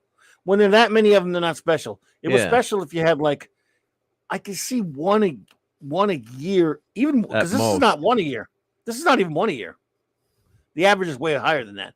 One a year that lasts over the summertime, maybe sometimes. I mean, who even gets excited about these things? But you know what? People are buying them. So to a point, they're asking for it. Yeah. Oh, but it that's turns crazy. me off. Man, I'm like, I can't. And Yeah, by the way, the totally. ones in the 70s, they only did 3 in the 70s, and they weren't like big. They weren't like, Wasn't for every example, issue. Avengers Defenders War is the only one that was, that kind of did a lot of crossovering in a sense. It's I don't know. What did that They just weren't went like between big the plans. Avengers? It went between the Avengers and Defenders Defenders. title, right? It wasn't like it was in 8 different titles or something. Right. Yeah. Right. Now, Thanos War did kind of did go through some stuff like Captain Marvel and it ran into a couple of other books, but again, it wasn't planned as the biggest type of a crossover type thing. It's just, I don't know. It is, but good. 3 of them in the 70s. Oh, that's to buy it. I guess they're going to buy it. All right. Yeah. Thanos Wars, Infinity Origin Omnibus, the Thanos. There's a big collection out there of all the stories that ties in. Let's just talk about Infinity Gauntlet for a second. That ties into all the different Infinity series of the Thanos, Okay. Infinity Gauntlet / Watch, whatever. There was a big edition a year or two ago, I think, or maybe back when Endgame came out. It's a big old case full of hardcovers that reprint everything, and I mean every single little anything stuff, with Thanos, anything to do with that story, including some stories of the Silver Surfer that took place before that comic and Thanos Quest and all that stuff. It's about like $500 something for the whole thing. Yeah, it's like a big old, and probably more than that now. You could probably find a picture of it, but I can't remember what the hell to call it. Big I wouldn't even know what to damn call it, but you should see it. It's a monstrosity. It was a big set. Now it's beautiful, and all if you had 500 to if you're somebody who's rich who loves comics, you can't lift it. You love you trades. Can work out with it. Well, they're in segmented. It's not segmented. Believe me, it's as long as your arm. So even they couldn't make an omnibus out of that. It's a big case that has it's a case with all these special hardcovers in it. Oh, that's nice. You can pull them out. Yeah, it's super cool looking. Yeah, I mean, you'd want it just to have something like that if you were, a fan of such things. But it's like a $500-$600 monstrosity. Wow. And what's that damn thing called? I'm not even sure what you would call it. Collected stories. Thanos. I'm goggling it. If you can goggle it, you might be able to find it. You're good at finding that sort of thing. But it's a sweetheart now. I mean, like I said, it's cool to have if you're a fan of that sort of thing. I mean, although how much of it's any really good, because we're Nick and I and the boys and I were reviewing Infinity Gauntlet now on his show on Friday nights. And after a while, that was okay. But after that, you get Infinity Watch and Infinity this and Infinity that. You got, I don't know how many times they just kept dragging that out. It's too much. Yeah, too much going to the same well. Yep. Did this list you have here, did it have Infinity Gauntlet? Yeah, it had some Infinity. Yeah, it had the Infinity Gauntlet in it. Yeah, because there was a mini series going on at the same time, and they told Starlin that he had to, because of the snap in that book, that there were certain characters that X-Men writers didn't want him using, so he had to not use. They were gone. They were snapped. Oh yeah, you can't. This might be it here. I don't know if this is. This looks like it's one. It's a big it's a big set. It's like a whole collection, Thanos collection. It's a. Ooh, is that a picture that guy has under that? No. Let's see. No, on the other side. That's there, an omnibus. Yeah. No, I saw a picture of a dude. Looked like he had it. On. Oh yeah, that's it. The Infinity Gauntlet. No, is that the box set versus Infinity Gauntlet box set? Oh, box set versus omnibus. So that's the box set, I think. Okay, so that's called the box set. That might be what it is. Yeah. Let's see. There it is. Well, that looks awesome. Look at that. Phew. It's a monstrosity right there. But it's like $600, you said. Yeah, if I remember right back. Yeah, you're right. Yeah, of course. You're always right. You don't have a garbage memory. 580 Smackrels. Yeah. Now, it didn't go up there. Yeah. Hey, your Muslim uncle. What's up, my friend? Good to see you, buddy. Hey, Muslim uncle. And thank you He for the says, tip on buying those ornaments the other day, your Muslim uncle. So "Oh yeah, very cool." we enable. Oh, did we enable you to buy the Captain Kirk ornament? I can't really afford something like that right now, but Oh, I, bummer. I was tempted to. But let's see, was Yeah. watching Lily Cat CAT last night. I don't know who that is, but great anime. Oh, it's an anime nod to Alien. Also, is that Okay. Thanos set worth it? I mean, what are we getting? Silver? Yeah, you're getting. If you're talking about this set here, no, you're not getting any MCU. You're getting comics. There it is. Man, it's Let me see if I can. let's see if Just you let me can. Yeah, zoom in. Gauntlet Prologue, Gauntlet. I'm sure Thanos Quest is on there somewhere. Let's see. Here's Infinity an War, easier way to Infinity read that Watch. one. Yeah. Oh, it didn't go soon. And there's a I companion. mean, it looks massive. It That's doesn't say how many beautiful. pages. Oh, here's the. There you go. Infinity Gauntlet. How come it doesn't have Thanos Quest in there? Look how many pages this sucker is. Gauntlet Prologue Prologue Premiere. 440 pages. So that must Gauntlet start with Premiere like 260. That's a lot of comics there. That's a lot like of him or whatever. Probably, I'm guessing they've got right. Some of the early stories. But that's wow, look at that. I mean, these are serious books each one. Yeah. Gauntlet set poster. The poster, premiere, Infinity Walmart. Crusade. Yeah. Walmart doesn't have that sucker. Well, this is a private seller, so Walmart has it's like out of stock. There you go. It would look cool on your bookshelf. Well, that's for sure. I mean, I love It's that. beautiful. Wow. Box is beautiful. Yeah, it is. It's nice. Yeah, let's see. Previews World. Maybe they have a better description here. I never knew about that. Yeah. Starland various. It's just let me zoom in. Crazy stuff right there, dude. Cool though. Oh, that's well, if you can find it, that'd be great if you could find it in one of those cheap, what Ollie's or something. $30. Yeah. Oh, actually, there was they had this thing that came out. Also, it was a big Avengers, a big box of things, a bunch of Avengers hardcovers. I can't remember now. And I was on Facebook a few months back or whatever, and somebody on there, they go in this one of these many groups I'm in, and always talk about crazy stuff they find at Ollie's. And somewhere up north, they found this was a $500 set. Not this one though. Something with the Avengers and a bunch of hardcovers, a similar idea to this. It was $80 at Ollie's. Normally 500 is what this person got. A $500 something book. That sounds about right. That's about the way it usually goes at Ollie's. But naturally, it was way up north. There's probably, I don't know how they managed to get that. It's sort of like that big old Captain America Vibranium edition that I ended up getting. It was like I remember I got that. It was like a $225 book I got for $40. Yeah, you have to buy it. Yeah, and it's not a coffee table book. It is a coffee table without legs. You need to be the Hulk to be able to read it. Yeah. But it was like 20-something pounds. So that's also something that they saw. But this, who knows? Maybe it probably did. It could have popped up at an Ollie's. You never know. Our Ollie's suck. We don't get the good stuff often, other than what I just told you about, and that was years ago. So look, there you go. That lists all the stuff that's inside of it at the bottom. If you go down, no Thanos Quest. Well, I mean, it's got to be in there. It's probably because they're listing Prologue, Premiere, Aftermath, maybe not Crusade. It's got to have everything in there. It's well, there's probably so much stuff they can't list in at all. Well, you think they would have one like this is all right, what's the prologue stuff should be. What's the prologue? Because the prologue should be all the stuff from the 70s. I would guess, yeah, but they're not really explaining what someone wrote on it. $1,700 now.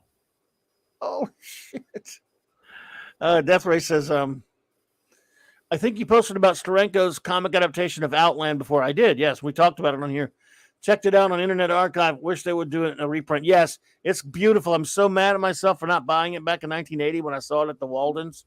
Some of Steranko's greatest work. I was a jackass. I can't remember what Obviously, maybe I just couldn't afford it. I don't know. It was 1980, 81, 80-ish.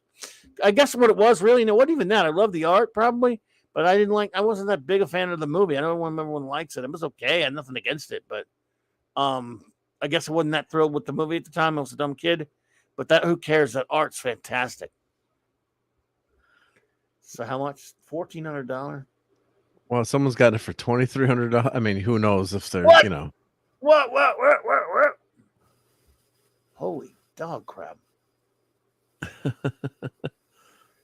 Okay. Holy infinite. I mean, I don't know how if they're going to get it, but is that the poster on top of it? I guess that's the poster. Or that's Or is it a shirt? I don't know what that is. Maybe it's a shirt. A shite. Might be a shite. Well, I don't know. But anyway, wild, weird stuff. Yep. Expensive, yeah. Yeah. But fun, yep. Yeah. I wish I could remember that what that thing was for the. Well, here's a YouTube video, and I won't play it, but I'll put the link in. Just pause that, and won't play it. But let's put the link in. So if you go to this guy's channel, I found that one from Ollie's. Now it's reduced down to 145 on Amazon. Oh, look at that sucker! Let's see if he says what's. It's called. What's in this. No, if you Google Avengers hardcover set, but first, well, anyway, go ahead, but I'll let you see that first. So he reviews it, huh? He reviews it, yeah. So I guess he probably gives you a nice view of what. Wait, there's one unboxing the Avengers Mightiest Heroes box set. See, that's another one. Yeah, that's the one I was talking about. It was $80 at Ollie's. So I'm not sure exactly. Yeah, we don't want to play it, but yeah. All right, so he's got. That must be the same idea. It's a bunch of Avengers it's a bunch of Avengers sagas, I suppose. Yeah, that's beautiful too. That's a nice clip. Oh yeah, look at that. Yeah, very nice. Yeah. Oh my goodness. Yeah, he showed some comparisons. So again, I don't know if he likes it or not, but. And then they've got Children of the Atom. Well, that's cool too. Oh wow, yeah. When did that come out? I love that box. That box is fantastic. Or it's X-Men. It's not fantastic. It's uncanny. 2 years ago. Yeah. Wow. But that ain't cheap either. Nice deal. Yeah. It is nice. I love stuff like that, man. But that's not cheap either. Thank you, Eric K, for the $5 super chat. You are a very generous buddy. I appreciate you. He says, "Who here has the heart to break it to Clobby? His Wesley Shrine will not make him a millionaire." We all know he would not sell for any price, though. That's true. I can't part with my Wesley Shrine. I mean, where would I take a leak? So, oh, ouch! Boom, boom. Boop. What happened? Did I do that? Oh, I did that. Yeah, no, that was Wagner. Sorry. No. Oh, yep. Wagner says we both. No, we both did it. I'll put it back. Mark D with a C prologue, collecting Silver Surfer 1987. Oh wow! So thank you for that, Wagner. Yeah, that's so what the prologue you get has this. Thank you, buddy. Yep. Yeah. But yeah. So these things are nice. They're expensive. They're expensive. They are expensive, but they're nice. Well, how to open the technique for opening your omnibus? Yep. Oh, he has to show you how to open it. Yeah. Is that well, that's true. Yes, that's near mint condition. That's this guy's. His house or his at a comic shop, because he's got a lot of stuff. That's probably his house, I bet. That's a comic shop. That could be his house. I'm joking. Look at all the multiple look at all the multiple issues. In other words. Yeah. You know how he's I got you. Yeah. So he's showing you. Check out his channel if you want to know how to put that in the link. Yeah. Know how to open, because it's true. You trash your book. So yeah, you got to watch it when you open these things. Yeah. But it's like Michael Retrobastion was saying earlier, that omnibuses are just they're just monsters. I love them, and yet at the same time, it's the chore to read one. You got to put it on the desk, man. It's nutty. But sometimes it's easy to read digital. Actually, it's very cool to have. Of course. Yeah, I like to have my copy. and then read digital just so I don't have to mess with my copies. Now I'm that lazy, but the problem is I have to be sitting on my computer to read their digital. But Yeah. Well, someday I'd like to get one of those iPad Pros. They cost a fortune, but the 14-inch one or 15-inch or the massive. So it's almost like the size of a comic book, which is pretty nice. Yeah. Just yeah, I read got your stuff. a buddy of yeah. mine. He said, I mean, he's to the point. A friend of mine, he's to the point where, his eyes are such that he really can't. He needs digital now. He can't really read it. Just sit and look at the printed ordinary comic. He actually needs it because you can blow the panels up and all that stuff. You can zoom way in. Yeah. What are you gonna? I know you're not gonna tell me what omnibus you're in, Hungry Boy, but I don't blame you. he uses them to prop up his All laptop.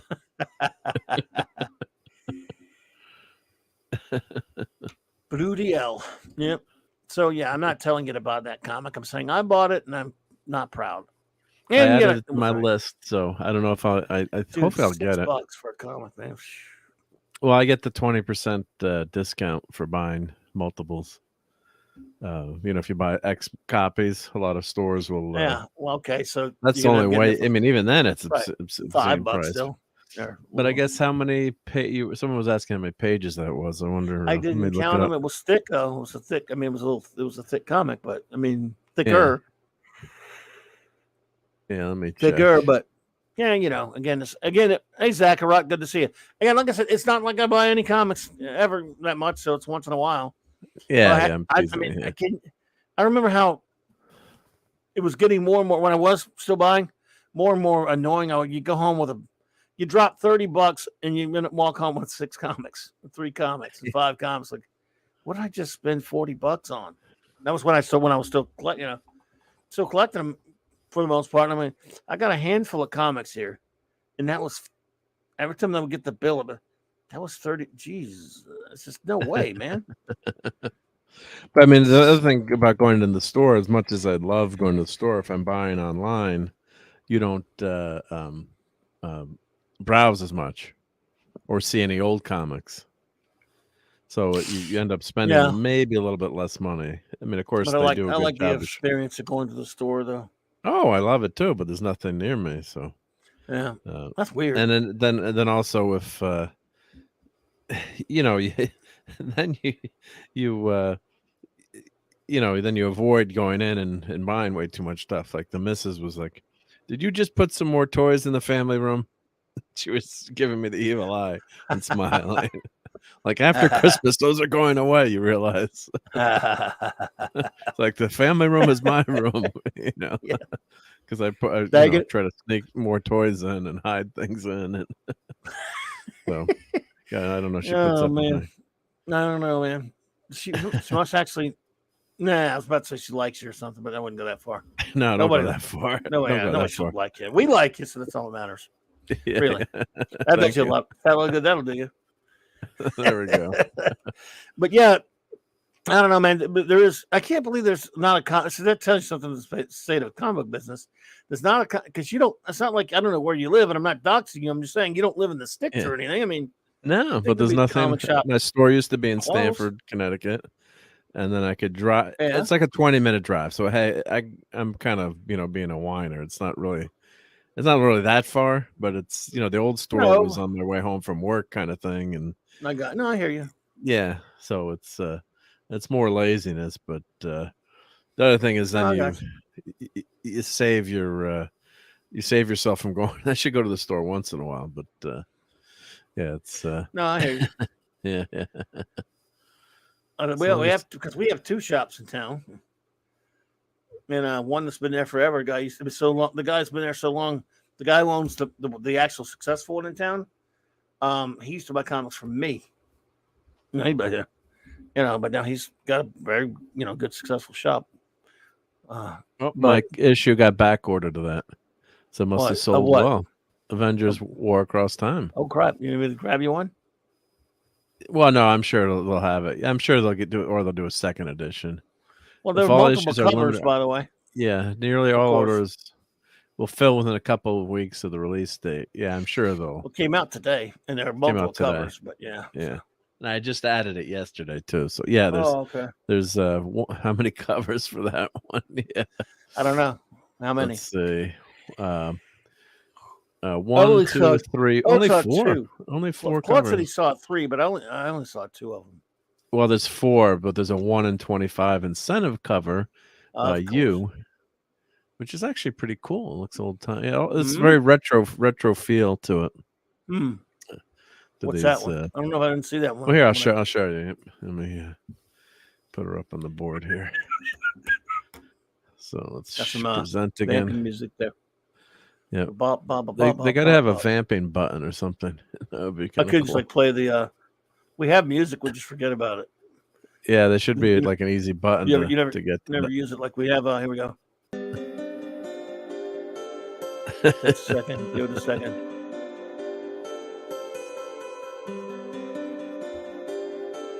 Yeah.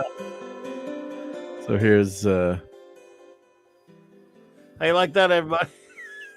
Oh, that's just great. Isn't right? that lovely and pleasant? Sorry, I'm sorry.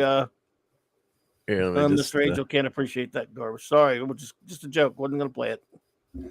So, I'm sorry. Go ahead. Yeah, let me share it again here. I was doing that so I didn't see it. Oh, okay. That's all right. So let me zoom into it. Yep. Let's see, can I do? It's kind of modern-y, but kind of retro. Like that That's the really valuable one. 1 in 25. They can keep it. The other covers are pretty decent. What do the other covers look like? At least what I think so. Yeah. They one with Hulk. I love the original one. Yeah, that's the standard one. Yeah. So this is the. Oh, that's number 3. So let's see.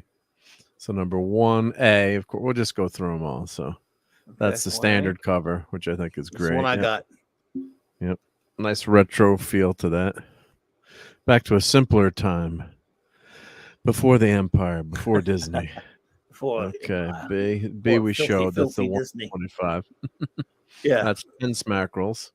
$10 to buy that one. See, that's a good one with Cap. Yeah, that's nice. Yeah. That I saw. Again, there's no scene like that in the comic. That's him back in the war. So yeah. Yeah, they just do these incentives just to sell books.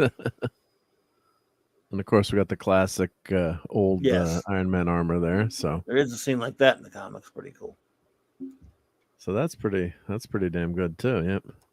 So the idea is too, they try to get us suckers to buy new comics, you and me, to buy all 4 of them, right? So yeah, but at $6 a pop, they can look. I want to read the damn comic. I don't want to marry it. But that's what they do, right? I mean, they got 4 of those, right? Now then, issue 2 comes out. They've got 3 covers. Oh boy, what are these? And this is actually not a lot of covers when you can see some of the books. It's insane how many covers they have. So that's all right. Yeah. See that other one is the cover number 1. I got the one I got because it had them all on there. Then the ones going forward. Let's see, what's that other one look like? 2B. Okay, that's all right. It's not as good as the Alan Davis one. What's 3 or CB? And this 2B. is C. C for Catwoman. That's nice. Yeah. I know it's not Alex Ross, but probably try. It might be Ross. It's you. It's like that's you. It's not Ross. Okay. Yep. That's pretty good though. That one I might get. If that's $10. Like that one I won't get. Fair. 1 in 25. So we have to do that. I'll just say that's the best one. Well, what you got to do with that one, if you want that one on this website where I buy from, you got to put in a bid on it. Actually, because screw that. I'm serious. Yeah, that's what's so it's $10, right? Well, the guy I buy from, he will have that one for $25 on it, and I'll say, I'm telling you, that's what they'll put on there. Yeah, well, they probably would go for $25. The cover price is $10. But if you, I don't want to log into my account because you see my name. But then if you log in, it says you place a bid, and then you have to you can actually bid the price up. And I don't fault these guys like Atomic Empire. I mean, it's just because it's limited. You know, there's one out of every 25 books is this cover, so then it becomes worth quote unquote more money, allegedly. You know, and then number 3A. This is the Davis cover. That's going to be the standard cover.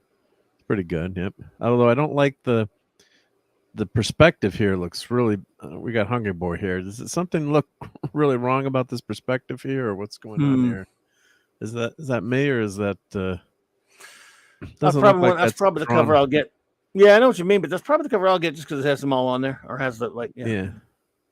But I don't know. Is that supposed to be Odin there, or is that who's that supposed to be? I don't think so. That's not Odin, right? I can't really see it that well. Looks like an ape. Yeah, it's weird. I guess maybe it's a really short character. I don't know, but something looks, I don't know, out of place with that character the way it's drawn. But I guess might really just tell be that me. well.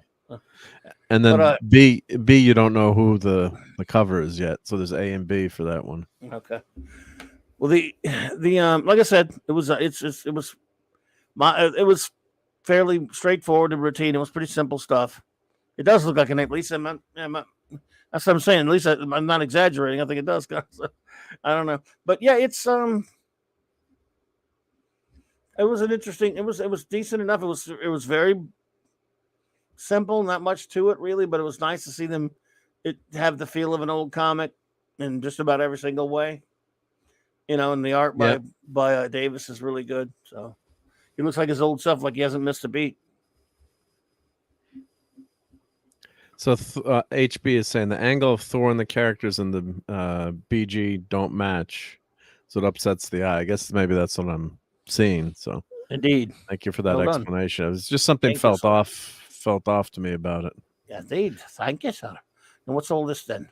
Well, let's just look at like Spider-Man just for fun, right? Yeah. To see what how many covers they have for like an issue of Spider-Man, right? Oh my goodness! Oh yeah, variants. Yes, of course. Yeah, just for fun, right? Yeah. So here's where are you coming from, Spider-Man? And of course we've got Miles Morales Spider-Man. Looks like it's right. You talking about the regular Spider-Man title? Yeah, just amazing, right? And why is Miles Morales on there? Well, he's got his own issue that just started last month. His own series. Yep, it's called Miles Morales Spider-Man. You buy that? You can tell. You didn't buy? No, I didn't buy that. You didn't buy that either. I hope. Yep. We won't make fun of you for buying that. Honest. No, I didn't buy that. No. But all right. So we got Romita Jr. What I'm particularly like his art, but he's got so there's A, B, and C. So most comics, so they've got 3, and they're bringing back that the stupid who was the guy that was a Spider God. And Peter, like about 15 years ago or 10 years ago, where Spider-Man got his power, really was like the Spider God. And what was the characters? Not Morlun or whatever. Morlock or whatever. Morlun. Morlun, JMS character. Yeah, I hated that. Oh, he sucked. Part. So I think they're kind of JMS first went to write Spider-Man. I think maybe. Yeah. That's what I'm thinking. I think it's the guy. I didn't like him. I hated that story. Yeah. It's like, don't make Peter Parker, it's a radioactive accident. It's not that's a cover. So I don't like a cover that cheats and just has no background. Yeah, but there's plenty of room to sketch and sign. Oh, that's what it's for. It's a sketch cover. That might be a sketch cover. Okay, whatever. Yeah, no, I'm half joking, but yeah, that's what they do. Probably right. That's probably what they did there. It's a sketch cover. Yeah, you can write. Usually they're white. They're usually white though. But yeah. See 1 in 25. You could use it as a sketch cover. Look at this, like A, B, C, and D, E, right? So there's 5 covers for that one. Right. On HB is saying for it to work, Thor would have needed to be a more significant Neil Adams upshot pose. Yep, I'm sure Neil Adams would do a better job. Yep. Indeed. So look, A, B, C, and D. So no bloody A, B, C, or D. Yes, exactly. Peter Parker is Spider-Man. Miles Morales is Miles Morales. Absolutely, D. Bud Martin. Wow, Spider-Man got dig. Spider Godzilla. Spider-Zilla. Yeah, interesting art, but that's an interesting picture. I mean, I guess. Yeah. So this is so just the idea of it. A, it's tough to collect, and then B, they've got all these crossovers, and C, they have a bazillion books for each.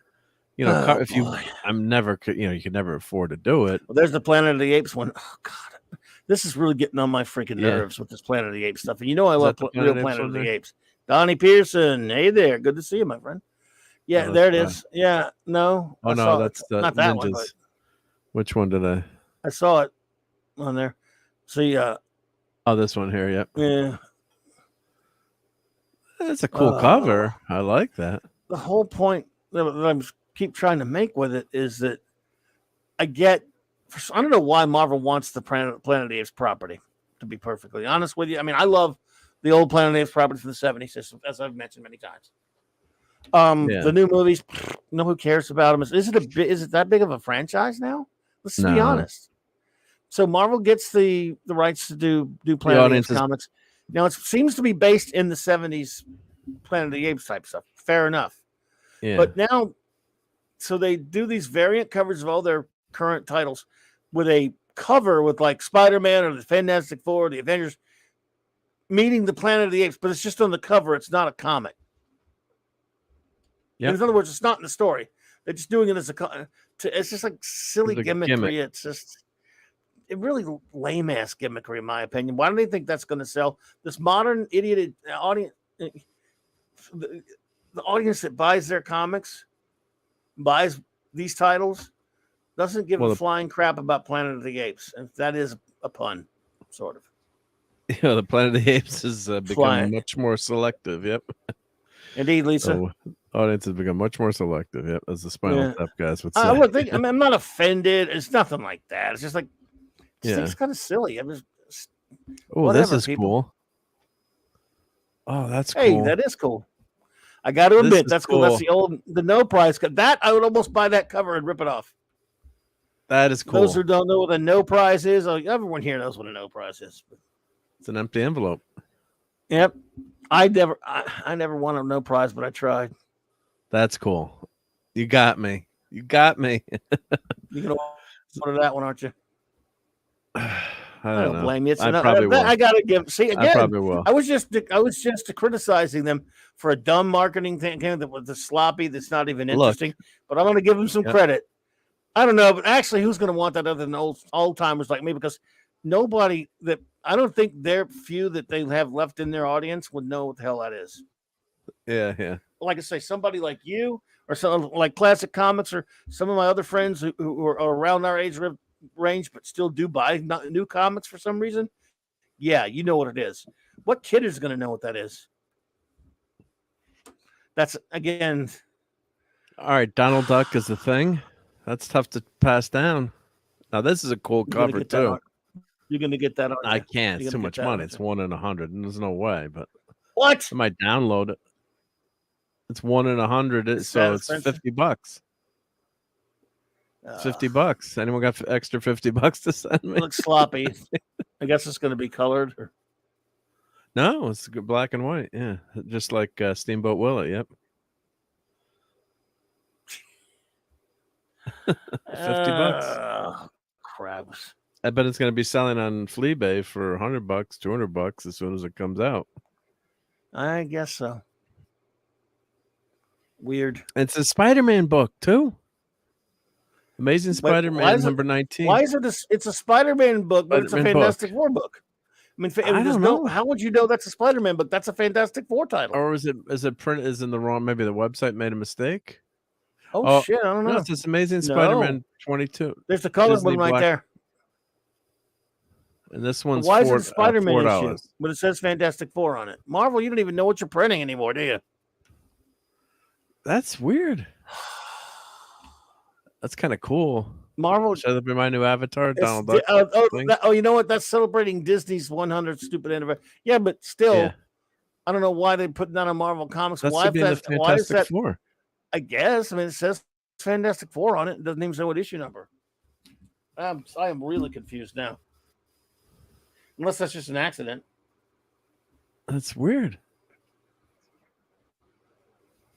And see, the thing is, if you buy books, then too, you got to go through each month and pick out what covers you want, because they do let you switch the cover. Like this is the same price, so I could go in and say I want this no prize cover instead of This is the standard cover, the Ramita cover. This is the cover you get with all the ninjas. But I can go in and switch it and say, give me this cover. If it's not, and I think it's first come, first served, or and I could get that one. But then then they'll get an extra $4 about a schmuck like me.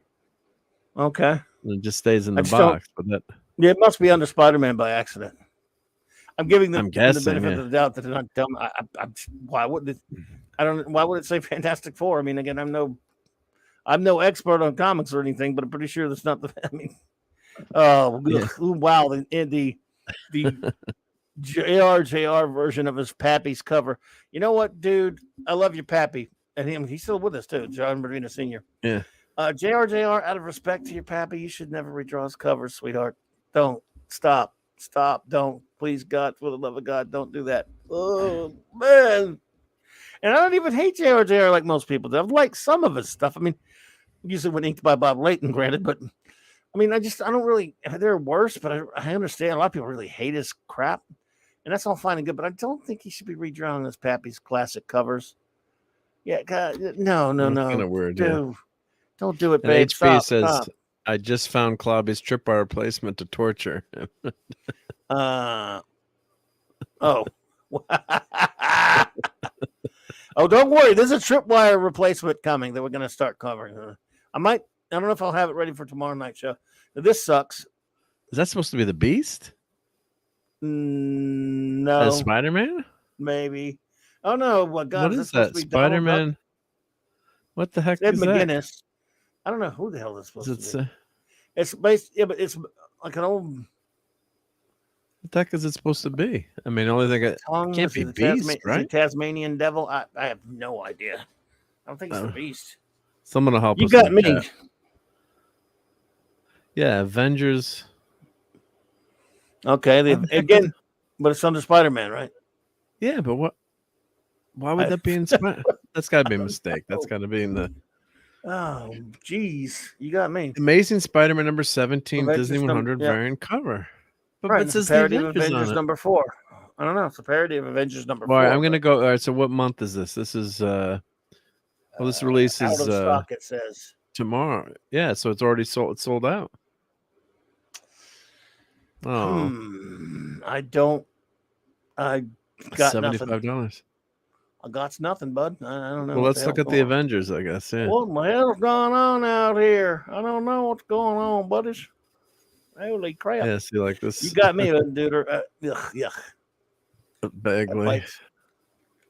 I can't stand Bagley. Oh So my! let's look at Don't. the Oh Avengers. man! Look at that. Wait. Go back to that. Go back. The one to the with the red background with the looks like the old Treasury That? cover. Amazing. No, keep going. That one. That one. That's an old Treasury edition cover, but no, it looks like it's crap.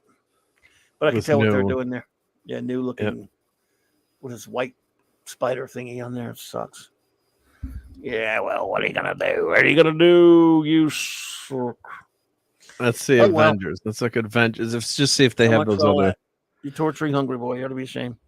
Sorry, Hungry Boy. Let's just see Avengers. I guess the Avengers have been going since 2018. All right, so let's see. Avengers War Across Time. Number 8. Avengers War. Oh no, number 8. Facsimile edition is out. Is that Kang? Yeah, that's because Kang is in this comic, I guess. Yeah. When is that coming out? When's that coming out? Oh, let me check again. Sorry.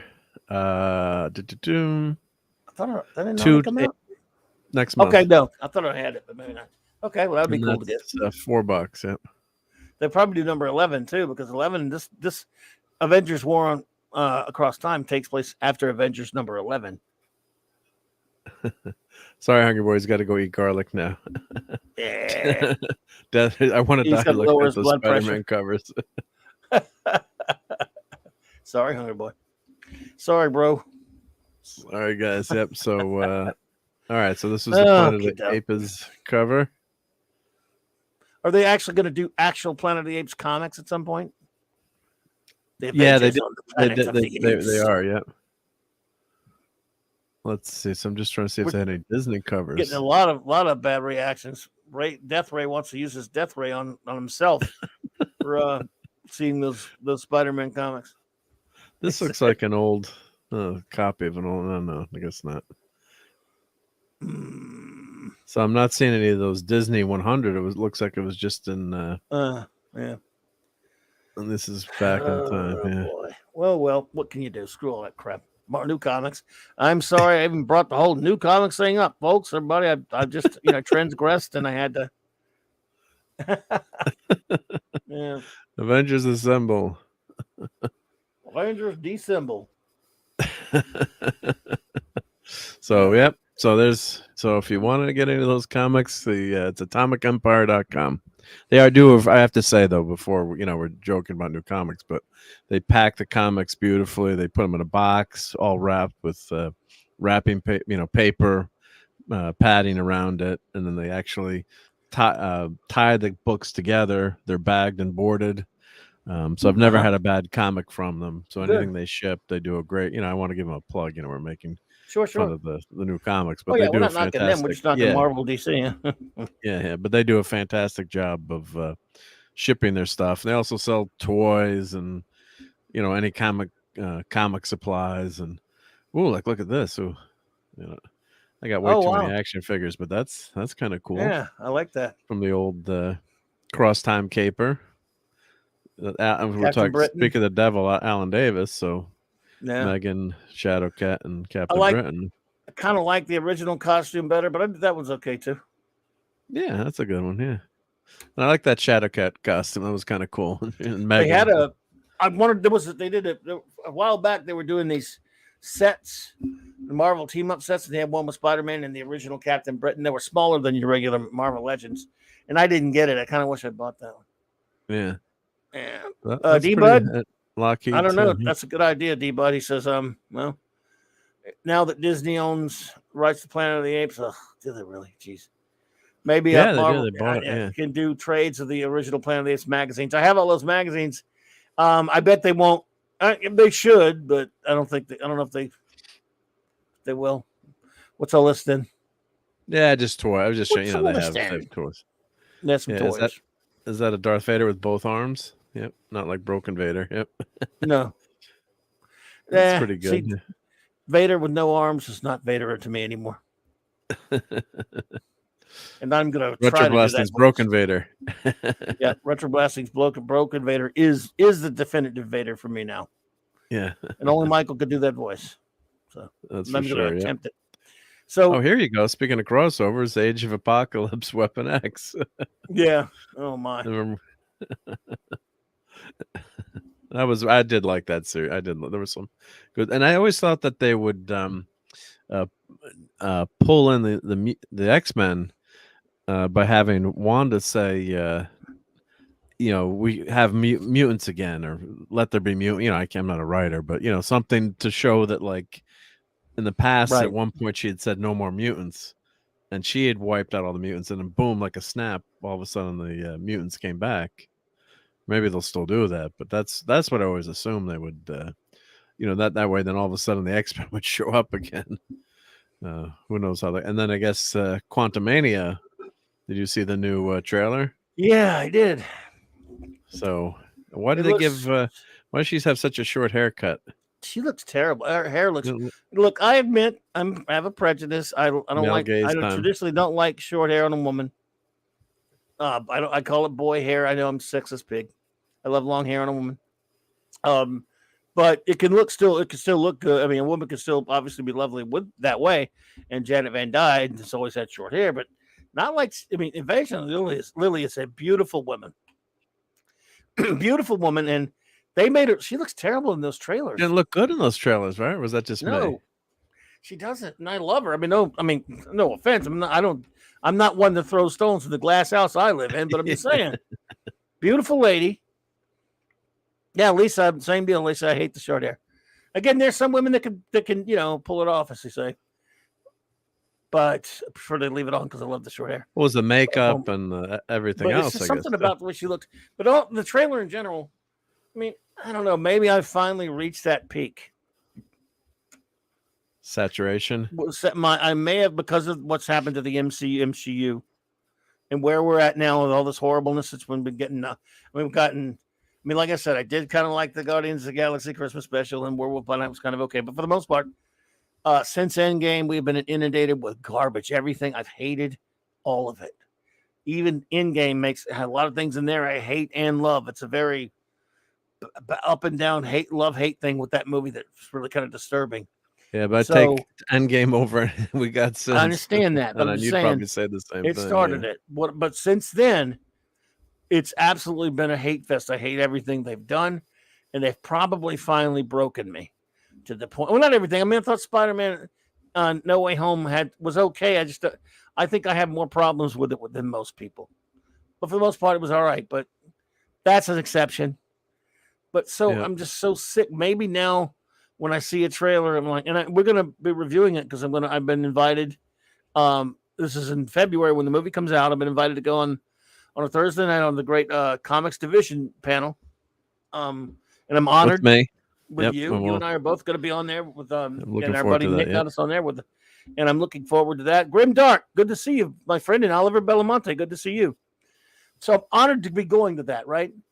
But so I'm going to go review it, but I have no excitement, and it did nothing for me. And I like the first Ant-Man movie. Second one, I don't know, but the first I one, like them. Yeah. I like him. Even though, again, I would not have chosen to go the Scott Lang route. We've talked about that. But, geez, I just see that trailer, and just maybe it's not the trailer's fault. Maybe it's me. That's an old saying, I'm Sonny, it's not you, it's me. And I see it, and then I go, and I've already Kang's already ruined by that crap in that Loki episode he was on. So I Yeah, why'd just they do that to don't give a his shit. character? It's nothing to do with the actor. So terrible. He's just doing the performance that they tell him to do, and to make Because he's Kang that funny and he's swarmy, goofy. He's wacky. swarmy. That's not Kang from the comics in terms Oh, of his plot. How his character would act, and he's not a comedian. I mean, and everyone's got to have all these snarky jokes now, and just the way he was written is just ridiculous for Kang. I mean. Then we got a picture of MODOK too. Everyone's going MODOK crazy looks like the way dog MODOK. shit. Everyone He thinks looks MODOK. horrible. And they say he's going to be the guy he's going to be the same character that Yellow Jacket from the first movie was. I've heard someone say that. Say that, and they keep calling him Yellow Jacket.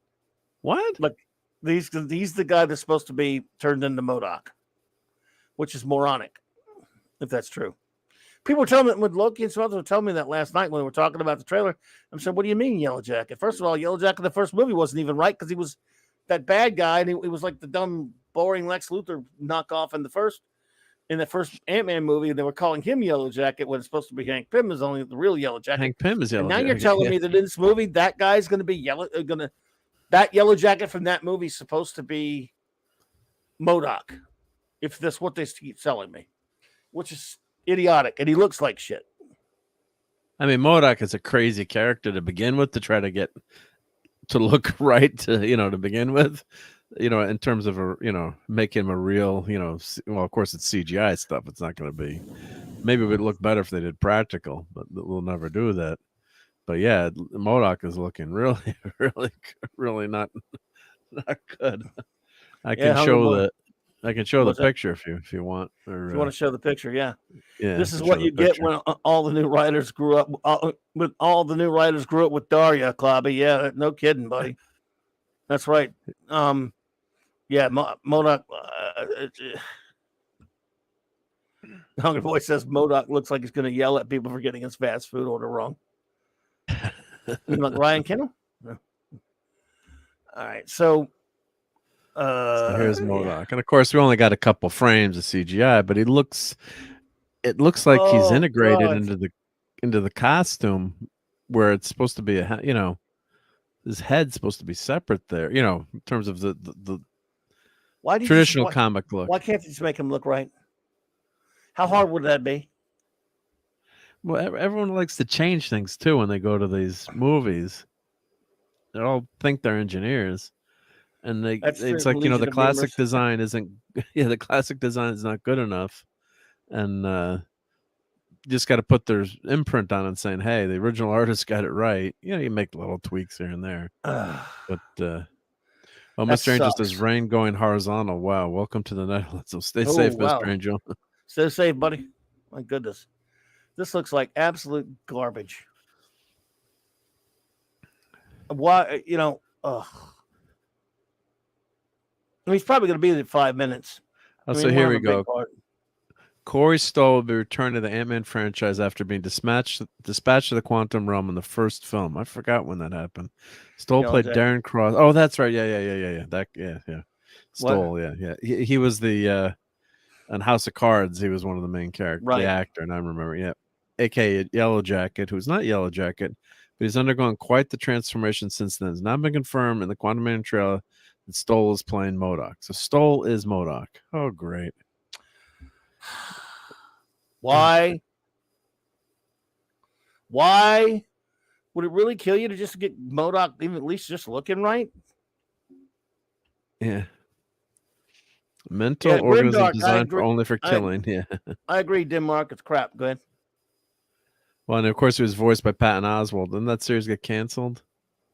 Yeah, but The art was kind of He looked interesting. more like MODOK than that, though, didn't he? He actually looked better. The MODOK in that series looked better. Yeah.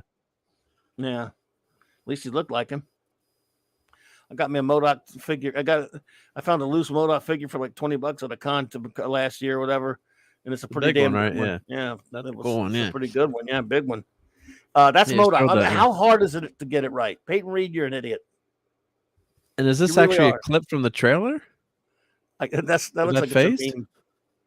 Did someone That photo? must be Because somebody screwing around. I was watching Nerdrotic today, and they called out Fat Steven, and he was showing this picture. But I thought this was a joke picture. This is actually someone can help me in the chat. I don't know if this is real or that Is that better the not be Legion of MODOK. Memers? I mean, if that's really MODOK, that's pretty bad. To quote Larry David. Peak CGI is back. Well, this MODOK is better in the Avenger game. Says Real Wait. I haven't seen that one. Is that really for real, or is that somebody screwing off? I don't know. Diesel, what's up? Lisa says, no, that is the picture that the memers can have fun with. And then, but did the memers do that picture though, or is it I guess, yeah. Oh no, Grimdark says unfortunately it's real. Well, unfortunately it's real. I mean that's But ridiculous. I know the memers can have fun with it, but you're saying this actually from the movie, that's what he's gonna look like. Oh, Because this is MODOK here. This is, even that shitty version right there is better. Oh Jesus! Because his face is not supposed. He's not supposed to like have a Yeah, nose. see that He's picture's from supposed the to be trailer. flat. Yeah. Death Row saying Wow, it looks shocked, but everyone's saying no, it's from the trailer. Yeah, it's okay. I don't blame him. I don't put it past him. No, I'm here, you guys. Yeah. Yep. Oh, Yeah, I watched God. the trailer. I guess I just must have missed it. Yeah, or didn't catch it. Yep. I saw this scene. I remember seeing with MODOK was in the distance. Yep. I guess That's he's the only one I transformed remember his seeing. face. Yeah, I watched the trailer. I think trailer is just as boring as the first trailer. It didn't get me excited to see it, and of course, there's going to be no Micronauts in it, which is another travesty. No Micronauts, damn you. Microverse now. The quantum realm is the Microverse. Probably no Psycho Man either. Yeah. Maybe Psycho Man did anything? Maybe not. Oh, yeah, we're never going to get anything cool, Fantastic Four-wise, yeah. We got Harry Styles to play MODOK. A Perlin MODOK would be better. Yeah, exactly, Hungry Boy. Yeah, so that's a bunch of crap. No, that's MODOK there, yeah. That's with MODOK. the fake evil grin and the disjointed face, and then he even looked better on that stupid Iron Man cartoon in the 90s when he had a wife and shit. When he had they told his dumb backstory. Yeah. Oh man. Well, there you go. Yeah. Sure. Yeah. Well, whatever, guys. You just keep having fun with this dumb movie. I'm so not excited to go watch this thing. When does it open? When's that? February something in February. In February, right? Yeah. Was it February 15th or something? Or I can't remember now. Yeah. Somewhere up in there, the 10th, something or other. But yeah, it's yeah. Oh boy. So soon, yeah. Oh my. Yeah, it's gonna be just great. Yeah, no, it's not. I don't know. We'll see. I mean, look, if it, maybe it'll be sort of entertaining. Who knows? I mean, I like Paul Rudd. Let's say, I mean, it looks like they said they're having some reshoots. We were talking about that yesterday. Hello there, Michelle. Hi, O'Rourke Michelle. Johansson. Hey there, how you doing? Yeah, I But think that they're doing some someone was saying, reshoots. you know, Chris Gore was saying today on Erotic, I think it was Chris Gore, that basically directors just they audition for Marvel movies and they really don't have control. They're being told what to do, and a Yeah, lot they're of them not they directors. wouldn't want to go back to doing it again because they don't was it was it Peyton Reed or what was the director Peyton Reed directed these. The first one was Edgar Wright, and then he jumped out. Edgar Wright got kicked over creative differences, I guess. And the first Ant-Man was uh pretty popular, did pretty well. But yeah, who's to say what would have been interesting to see what what his vision would have been, like the like the Schneider cut. Don't get me going. I'm just saying in general, to see that extra or that extra cut would have been fun, interesting to know about. But yeah, it didn't get me super excited. But this one I didn't go to see uh, the last movie that didn't have Namor in it. So I don't think I'll ever watch it. Maybe I'll watch it when it Yep. starts streaming. But that's the You first got one I've out of one, missed. damn it! It's not fair. Yeah, and Black Adam. I didn't go to see either. I watched that on when HBO had it or HBO Max had it streaming. I watched that. It was pretty. It was okay. It was enjoyable. But no great shakes though. No, Nothing like, oh god, it's this is sort the of there. greatest. Yeah. And I think part of it is you're so jaded by CGI and superheroes these days that maybe that movie came out 10 or 15 years ago, early on in the when superhero movies were just becoming a thing. Might have been received better with hey, we're getting these characters now and Dr. Fate and but CGI doesn't make great special effects. It helps, but it's not going to make a movie a hit these days. You got to have something more. Look at the Eternals, how boring that movie was. God, and bad the Yeah. story was. Dumb So garbage. yeah. Oh dear. Well, I tell you what, man. What can we do? We've had we've looked at. I mean, who knows? There's nothing really coming out this year that even really. I guess I don't know if you got anything you're looking forward to, but I mean, there will be a time when I would go, oh well, I can't wait to see the new Marvel movie. Oh But yeah, yeah. that's been gone for a long time, and I can't think of anything. I mean, maybe there's something that will be good, but I mean, everything coming out, the few things I'm going to force myself to watch are things I'm going to be very critical of. I mean, P Hard season 3 is coming out. I guess I'll destroy that.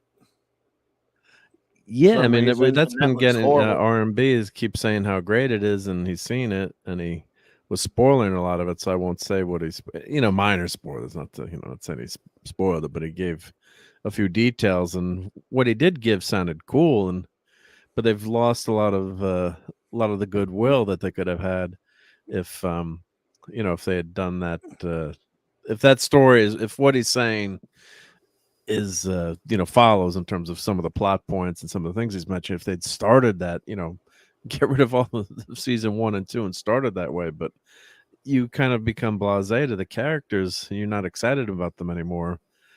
When you watch Star Wars, it's like what happens to Luke, and it kind of tarnishes the Luke character, just like Picard, season 1 and 2 tarnishes his character, and the series is so violent and so un-Trek in so many ways.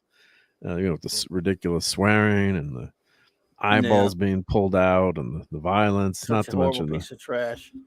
And yet people are still trying to look. They're still trying to say, again, I'll never talk bad about RMB. I'm a fan of his and all that stuff, but he's got a lot of people worked up, challenging people to watch it and give season 3 a chance.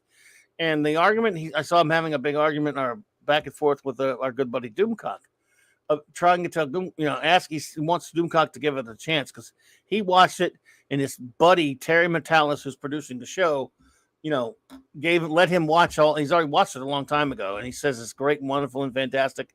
And Burnett has been a good critic of fake, filthy trash Trek, but I don't trust him on this one. I'm sorry. It sounds too shill to ask me. That trailer makes it look like an absolute piece of shite.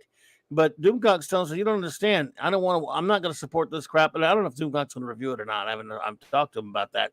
But he says, it's whether it's good or not, it's irrelevant. You're still rewarding the people who've destroyed Star Trek. And, it's just, I don't think it could. There's no way it can be good. Not from that trailer. I'm sorry. Don't get me wrong. I'll watch it. And if I have to change my mind, I will. I just don't believe it because it's the same idiots. And here's the thing. Even if it's better than the first two seasons, which let's face it, there've been colonoscopy with a chainsaw would be better. It's still, it's still not erasing the first piece of filth-infested first two seasons.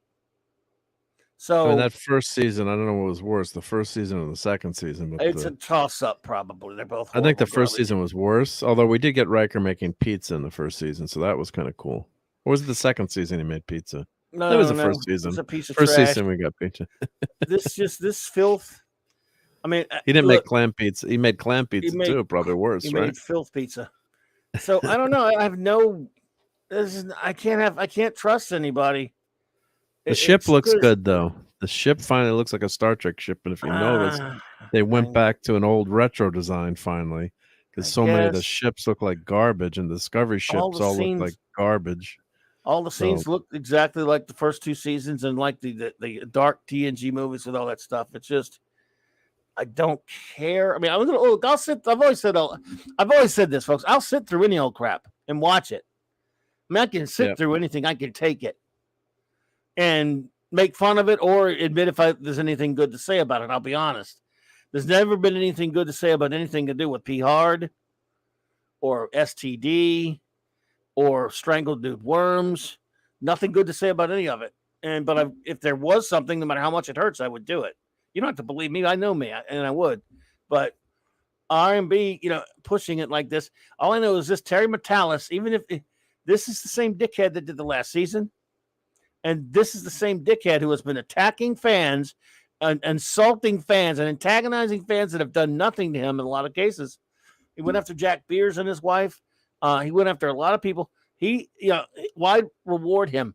In other words, even if I thought he did anything decent on the show, even if I begrudgingly admitted it, I'd still say, hey, I would say don't watch it anyway. I mean, don't support it. If you watch it to review, fine.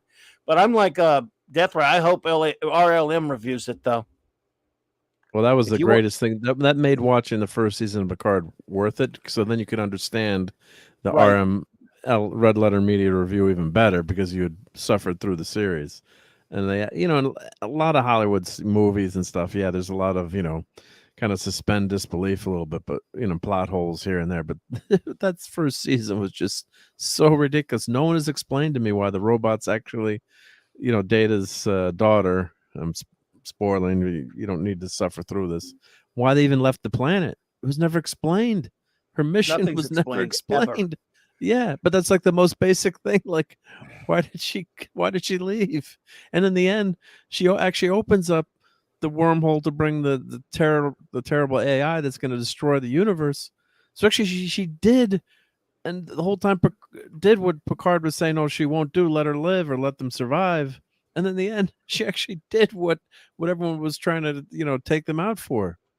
So it's Data's fake daughter, and then of course, then they don't Data's fake daughter. They can't make a body for Data. They've got his engrams. Data wants to die, and then they make Picard, bald and old again. If I made him an exact copy of his body. If you guys bring me back to life in a robot body, you don't give me. May as well just pass 50 to 100 pounds off and give me, whatever physical enhancements. I'm going to be pretty mad. Bad. This is I'm putting that in my will. P. Hard's look. STD is so impossible. It's impossible to watch, and I get it. I tried for a while, so I haven't watched all the seasons because it's filthy trash. P. Hard's season 1 and 2, I did sit through because he was in it, and I wanted to be able to review it. And it is some of the most unbelievably moronic writing of any show I've ever seen in my life. Both seasons. Same as Strangled Dude Worms. People who love that thing, I don't get you. I don't know. You can like whatever you want to like. Fine. It's also horribly written trash. It may not be quite as bad as Picard 1 and 2, but it's still bad. And these people cannot write. They can't write. Yeah, And they don't it's understand so Star bad. Trek. They don't respect Star Trek. So why should I respect them?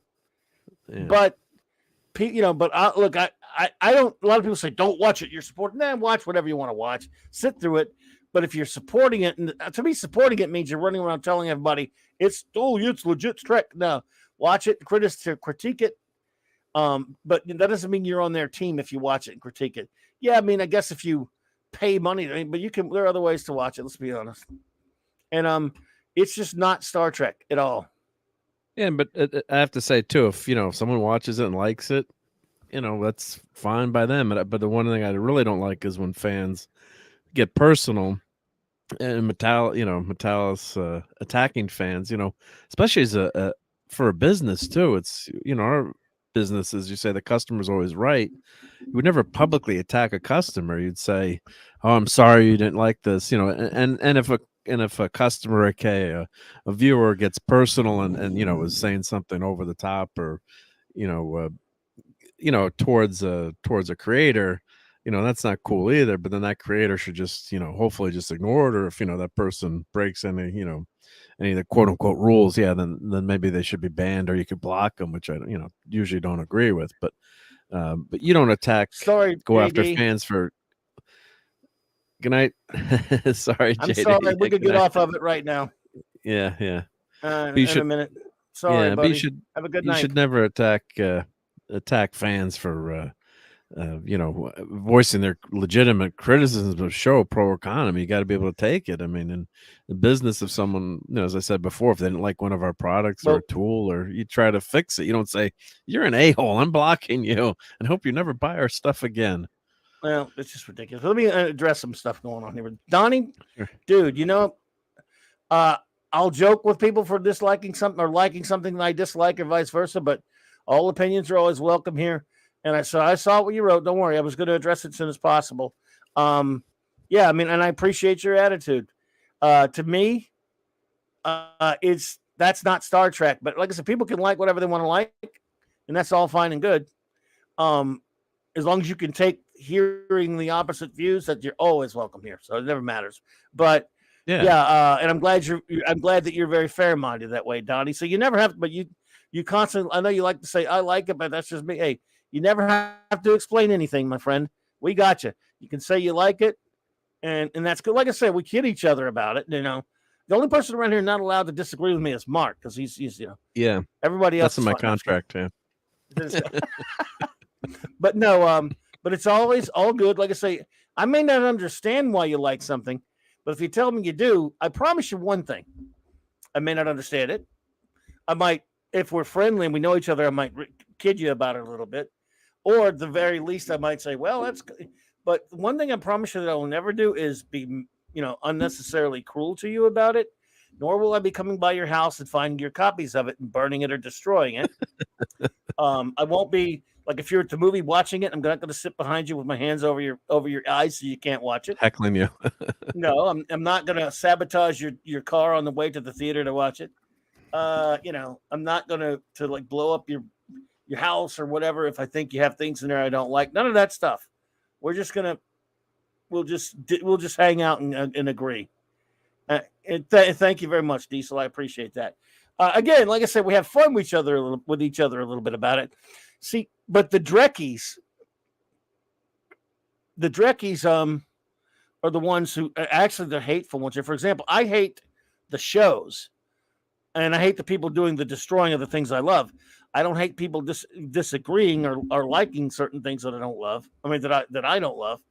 I could because I do know plenty of fine people that, and I'm talking about in real life that I bump into all the time or in conversations with, that will from time to time say that they like. Well, let's just use filth as the example. STD. Anything after 05 with the name Star Trek on it is filth to me. So I've run into plenty of people who like that stuff, and they're like that have friends with me that I know in real life, and yeah, I'll bust their chops. We'll argue about it, but I still love them to death. Stuart Mitchell. Good night, my friend. Good night, Stuart. All the hit And races. exactly, Eric. And so, yeah. But as long as we, we're respectful of each other and all that kind of stuff, that's the way it should be.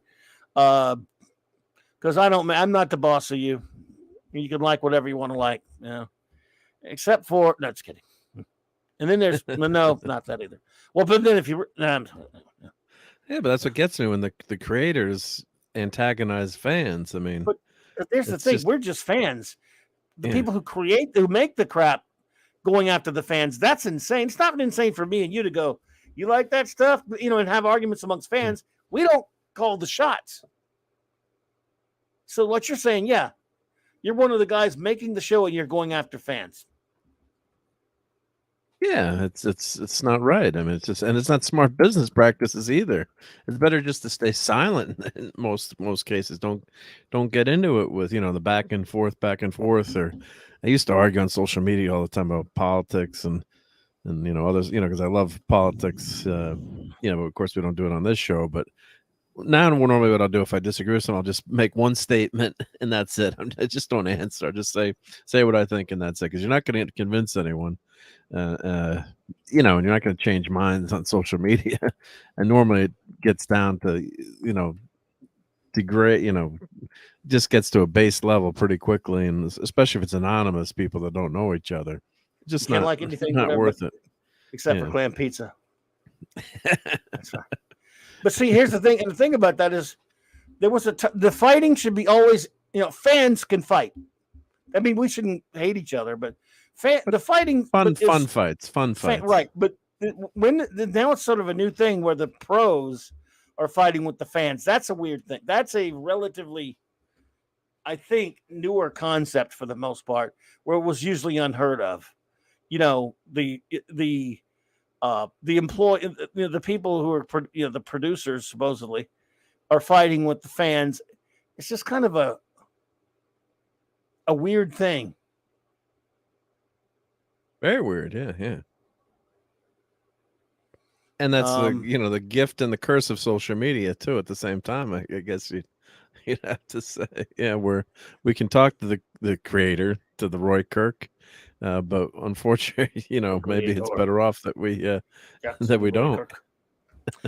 Oh my goodness! Yep. No, well, what can you do? Well, I guess we've probably been here long enough tonight. I'm sure everybody's got better things to do. Quick show note. It'll take a few seconds. Okay. I got something to show. So here we'll present this. If you want to show it, you can, because I can go get medicine. Well, it's only I can do it. It's only well, you might want to enjoy seeing it. It's a 10-second one. In that case, you take the helm, and I'm going to get my medicine for you. Yeah, you can see it later. Yep. Okay, go for it. You can handle the helm. I'll be right back. Okay, so I did a short today on everyone's favorite character who should be have his own movie, multiple comics. It's Clobberin time. So this is a manga Marvel wind-up series. So I did one on who did I do yesterday? I did Spider-Man, and so I've got 4 of these guys. So I'm just gonna do all these. So let me share it so I can get the audio again. So let's do present, and I'll only do a couple seconds of the audio because we don't want to get zapped here. And let me see if I can you make this full screen? I guess these shorts you can't make full screen. So let's see if I can play this. So here we go.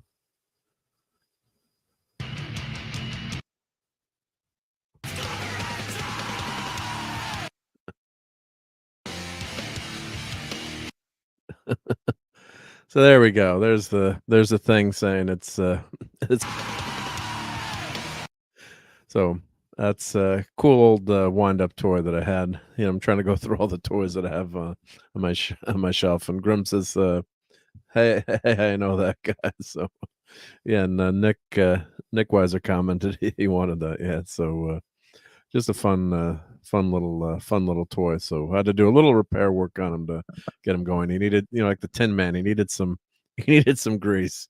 He had been stuck on the shelf for a while, but got him going. So so I'll put the link in. The other thing was I say he only got like 10 views. So we got to get the thing above Spider-Man, right? So I'm going to put this link. Only 10, huh? Wow. 10 or 13. So Wow. We got to get more views for him, right? At least 20. I mean, Yeah. 124. I was like, what's going on? So here's Sure. the link. So if everyone watches Nice. it after the show, get a few more views. That's a weird looking sucker. But that's a That kind of face a. there. I'll do the audio for just a couple of seconds. It's the we played it before, but Cool. so it's the Clobberin time. Nice. So classic. I'll go view it myself later. So, Yep. cool. So Benji is out Thank you, by the for way. vengeance. Yep. So Yeah. Well.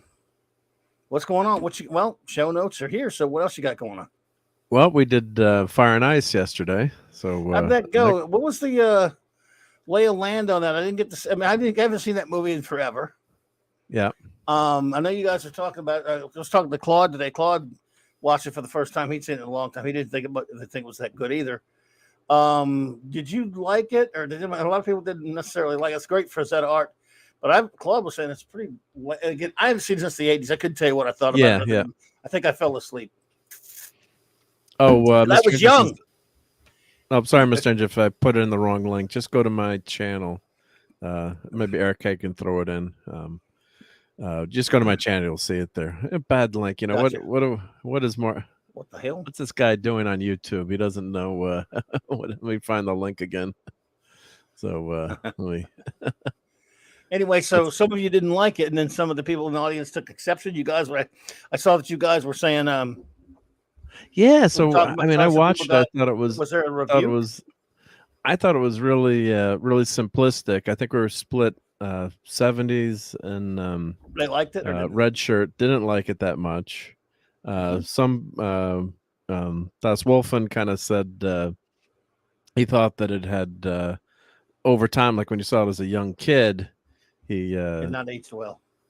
hadn't aged as well. So Okay. Yep. Oops, sorry, got the wrong.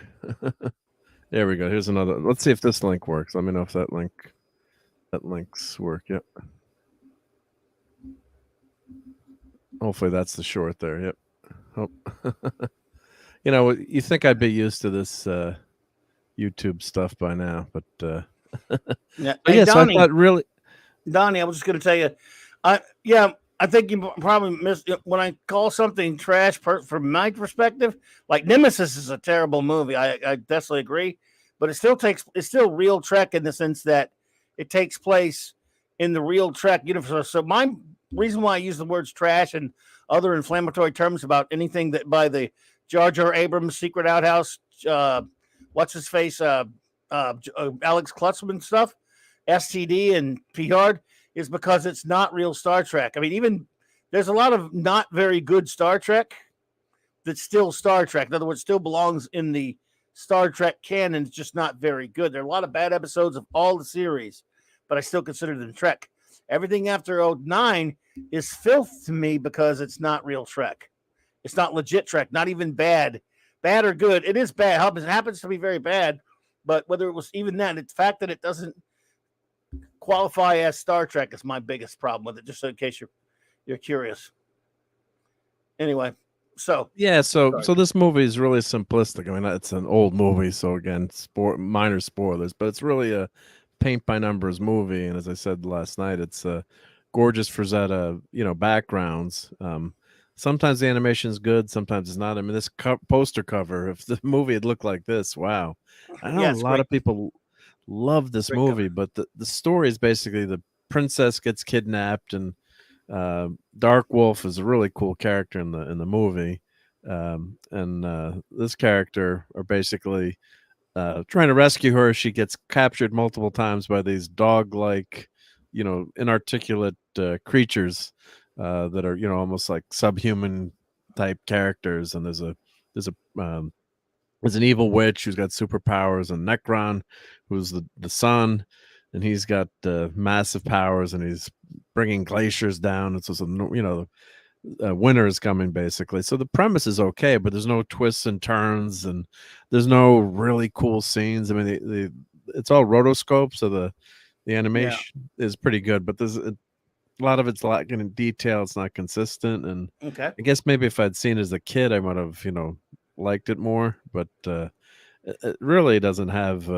I think the story is what's really lacking more than the. It's gorgeous to look at in a lot of places, and the Rosetta backgrounds are amazing, and but the characters don't look like this in the movie. They're not drawn that way in the movie, um, so they're not that not that detailed. So, do you remember what you thought of it, or it's been too many I remember years? being kind of bored with it, to be honest. I only watched it because I think it was with Claude had it on tape or something, and we watched it as out. And he was telling me today that there was this I don't know which one of the features on one of the DVDs or his DVD, Blu-ray, whatever he has, right?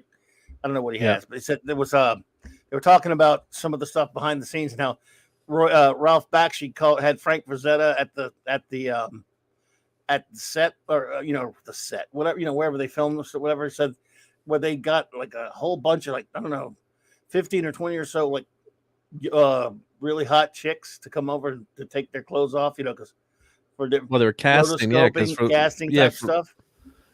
Yeah, And he for said rotoscoping. Oh, go ahead. Yep.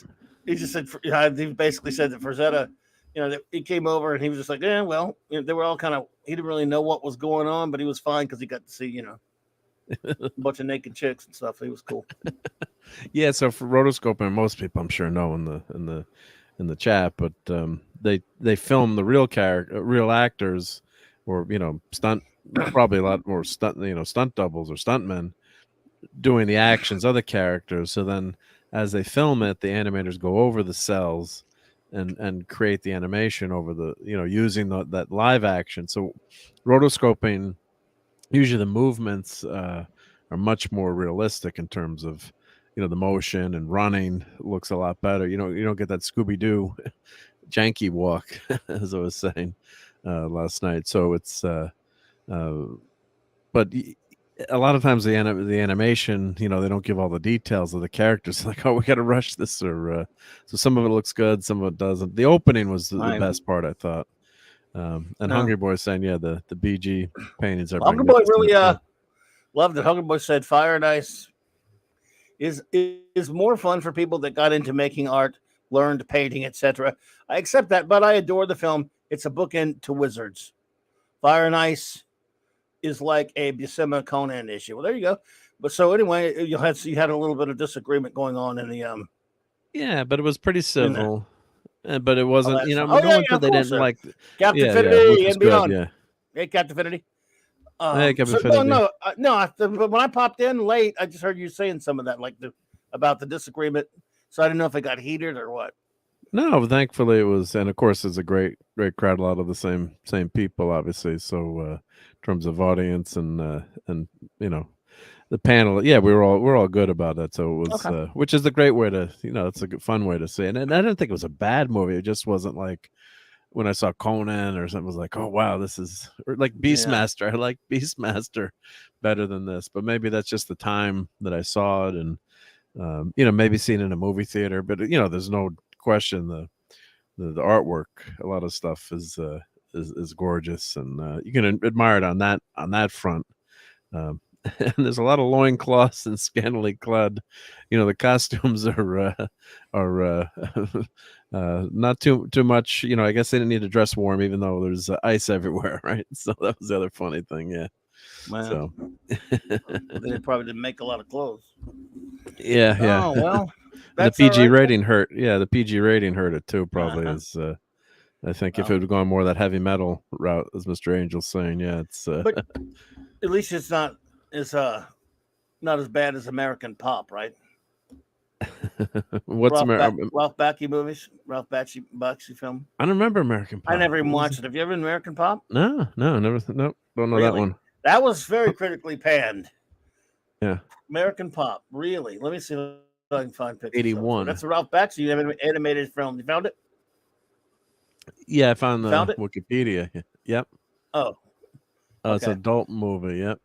Let's see. That was not a well-received Ralph Bakshi film. Oh, it's not well reviewed. I didn't even bother watching it. I don't know about that. Yeah, I'm just skimming through it. Yeah. Anybody here watch American Pop? I mean, Rock and Roll was pretty weird too, but that was Nelvana. That wasn't Bakshi. I'm in trouble. I didn't know. You like that one, Hungry Boy? I didn't say that. I never watched it. I just remember it coming out in the 80s. Did you find any pictures from it? Or? Oh yeah, I can show some pictures. Yeah, but let me make sure they're safe though first I'm in trouble. Yeah, and fan says, "Yeah, wonder Beastmaster live action Tanya Roberts versus Cartoon Girl." Huh? Let's see. I think there's. I didn't like Cool These look World. safe. I didn't even like Cool World, but a lot of people did for some reason. I don't know. And I like the Lord of the Rings movie too. Well, yeah. A lot of people didn't like that one. Yep. Let's see. Present here. You haven't heard American Pop? No, I don't remember this one. Really? My memory is so bad lately. I forgot to turn the tea kettle off tonight. What are you saying, Hungry Boy? Did you see this? You turned the tea kettle. Oh, did it cause a fire? No, I got it. Yeah, but you leave the room like I knew I was supposed to turn that off. Yep. Hey, Tony Stark. Hello there. Good to see you, my friend. Hey, Tony Stark. Just kidding, man. It's another made for artists film. I guess so. It was a musical type thingy, right? Rotoscope again. It was Batchy. Yeah. I bet you probably can't even find that anywhere. It's so rare. So you hadn't heard of this one, huh? No, I haven't heard of this one. I guess maybe I should. You're telling me I have to watch it? No, I didn't go watch it. Why should you? I mean, you might like it for the music. Let's see. Look at all the people and the music in it. Let's see here. Doors, Hendrix, Joplin, Skennard, and many more. Well, hey, it's got Skennard. It's got to be good. Looks like Northern. I mean, I probably heard of it at some point, but I'm just forgetting. All right, what about Rock and Rule? Are you familiar with that? No. I love rock. I mean, I haven't seen. I mean, I love Roger Rabbit. By the way, Diesel. Yeah, Roger Rabbit's greatness. But Tony Stark said he loved Cool World. I did not like Cool World. Did you like Cool World? I don't remember that one now. Okay, well try cool Rock and Rule. That's not Bakshi, but it's Nelvana. Rock and Rule movie. Let's see. I'm gonna search on the other screen just in case. Rock and the symbol for and the rule. Okay. Rock and Rule. Here we go. And Tony Stark likes Rock and Rule. I think my dear friend Melinda loves that movie. Marvel had you mentioned. Yeah, Marvel had a comic book adaptation of that. There you go. There's Rock and Rule. Yeah. I remember hearing about that now. Yep. Ooh, Hungry Boy loves that one too. Rock and Rule is fantabulous, he says. Okay. Fair enough, sir. Fair enough. Well, this was super tough to get, I think, too, right? I never watched it. It's tough to get, yeah. I remember the comic book adaptation came out of all things. It's a weird Marvel super special. Cheap Trick, Lou Reed. Yeah. Except for the furry crap, he says. Sorry about that. Sorry about that, Hungry Boy. So, are you telling me you don't remember Cool World? I don't remember seeing this one. Let's see, Cool World. Let's see if Cool World. Brad Armpit. Kim Basinger is animated. Well, it's got to be good then. No, I went to see it. It was a few years after Roger Rabbit, but then it was kind of a copy of Rabbit. Yeah, let's see. Kind of a nasty version of that. Yeah, I didn't care much for it. Tony Stark makes you feel he's a cool exec. Willow Primus is a post-pick story where the animals evolved into our place after we blew it all up. It's a young. Yeah, I didn't really like it too much. I don't know I don't think I've seen this, but it's well remembered by some people. Yeah, box office. Donnie loves Cool World. There you go. Yeah, none of these movies do well at the box office. Yeah. Brad Pitt, yep. Yeah. There you go. Burn. Well, yep. See, we have some friends that like it, so there you go. So I have not seen it since the first and last time I saw it at the theater in '92. I've not seen it since 1992. My friends, so that's 31 years since I've seen it, and it was at the theater, and that's that. So who knows? But that me didn't like it. That me was my 31-year younger self wasn't too happy about it. Wasn't too big into it. What can I tell you? Yep. Yeah, well, I think I was dating the missus then, so I didn't take her to see this on a date. I went because again, I just to go, right? It'll be animated. Well, I love Who Framed Roger Rabbit, so a movie that was similar mixing humans. Which sounds like, yeah, I'll go watch it. And we're seeing trailers for 2 years for this thing. Yeah, In the Kim trailer, Basinger in it. in fact, whatever movie I kept seeing over and over again, maybe like Trek 6 and some other ones, we would see the trailer for this every damn time. Oh yeah. So she's a live action character and gets sucked into the animated world, or she's never mind. Yeah. I can't remember everything about it. Yeah. Don't ask me. I can tell you everything you want to know about Roger Rabbit. But Oh, there's the it Master. was like an attempt to recreate Who Framed Roger Rabbit. It wasn't nearly as good as nowhere near as good as Roger Rabbit. There's what? Eric Roberts, the Master. It's not Eric Roberts. Isn't it Eric Roberts? That looks like Eric Roberts. That's Gabriel Byrne. Oh, Gabriel Byrne. Okay, he looks like Eric Roberts there a little bit. Oh well, what do I know? No, new glasses time. It ain't no glasses. No. Oh, but yeah, it was again. I just made you guys reviewed Fire and Ice, so I thought that made me think about some of these other animated dumps that came out back then that didn't do very well. There's also Star Chasers, the Legend of Orin Sin. Did y'all review that one yet? No, I haven't done that one. What is next to review? Did they ever review used cars? I don't think we've ever done. No, I don't think we've ever done used cars. I want to be there if he ever does that. If he hadn't done it already. Well, Nick. I don't think has announced the next movie yet because he was trying to get a special guest. Maybe he did do. He might have done used cars. I can't remember. He's done a lot of them. So anyway. But so there might be a special guest for next week, but he was waiting for the movie for this guest. So not sure. Either way, it's going to be a good movie next week. I know the two choices, so they're both excellent movies. Yep. Nice. The one animated movie that I liked was a Fox movie with in space, and it had memory. I know what you're talking about, but Treasure Planet, or was Treasure it Planet? Treasure Island? Was it Treasure Island? Or not Treasure I thought Planet? It was something with a planet. I don't know. Yeah, someone on the chat will help us. No, I mean, I can't. I saw Titany. That's probably it. Tiny. Yeah. Thank you. Yeah, you guys are great. Yeah, thank you. Treasure Planet. Good play. This chat, you don't take long. Yeah, play charades at the chat. Of course, I can't draw. Yeah. Isn't that like thank you. Yeah, Brad 20th century. Or Matt. Yeah, that was Matt good. Yeah, Matt Damon. Yeah, that was a good movie, and then that killed that. That was the last one done by 20th Century Fox Animation, unfortunately. So, but I saw that in the theater. I thought it was pretty good. Yeah. There you go. Yeah. Oh my goodness. Tiny Don Bluth. That's right, Tony Stark. That's right. There you go. Thank you. Yep. In the 80s, there wasn't a lot of other than Roger Rabbit as far as successful animation. That was a mix of animation. One of my favorite movies of the 80s, though, was The Great Mouse Detective. Did you ever see that? God, I love that movie. That was one of your favorites, yeah. Oh God, yeah. That was greatness. A mouse, Sherlock Holmes. So, well, everybody, thank you for hanging out with us tonight. We do appreciate it. Let's see. You have no more announcements for you, or? Nope. Well, of course, you're going to announce tomorrow night stuff, so that's where I'll be. Oh yeah, well, that's. And with Dad Man too, right? So we're going to be. That's doing right. A lot of you want to know there with? You can be on with me at Dad Man's. Yep. So I got some time to do that. Yep. Okay. Well, tomorrow night, the great Tomatoes D with a C will be, and I will be on our good buddy Dad Man Walking's channel. If you have not subscribed to that, please. I don't have a link to it on me, but it's in my description below. If anyone can put the link up there, I'd appreciate it. But it's in my description below. Dad Man Walking, our good friend, we're trying to get his thank you, Oliver. It's good to see you, buddy.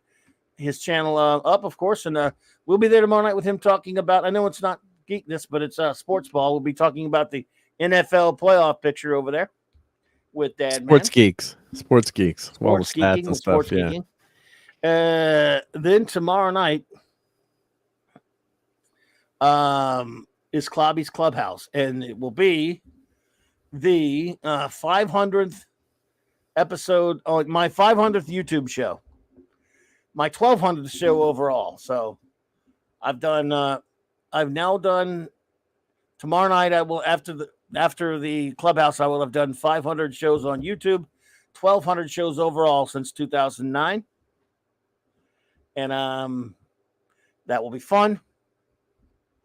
Thank you so much, Lisa. I appreciate that. And then Friday night, I will be hanging out with tomorrow night, Tony Stark, 9 p.m. Central Standard Time, for Clobby's Clubhouse. That's when we have our big every week. Raquel, our wonderful friend Raquel, and Mark D here, and I will hang out and we club. We do. Raquel talks about science fiction movies she's been watching, and we talk about various stuff. We just geek out. So yeah, it's always a fun time. A great interaction with our wonderful friends in the chat. So there's that. Then Friday night I should be hanging over with Nick and the gang, the great Nick Weiser, 8:30 p.m. Central, at the Nick's little comic shop talk. The comic shop boys and I will talk about we're reviewing the Infinity Gauntlet, so we'll be reviewing issue number 2 of that.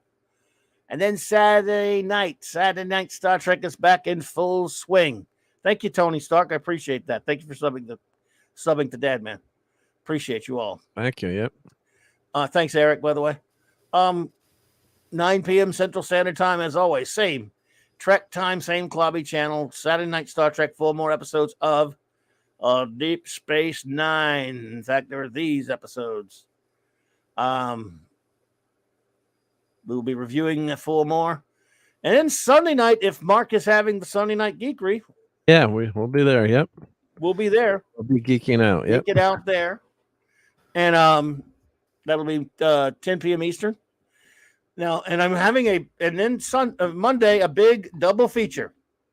The great J-Man and I will revisit Earth B, the fabulous world and the wacky world of Bob Haney, with a Clobby's Classic Comics review, the first of 2023, but nowhere near the last. We're reviewing Brave and the Bold number 100, written by the insane Bob Haney. Zany Haney. Zany Haney, and we're looking forward to that. So thank you, everyone, for being here with us tonight. And Tony Stark, it's good to see you. All of our fantastic wrenches, of course, the great Eric Gay, thank you so much.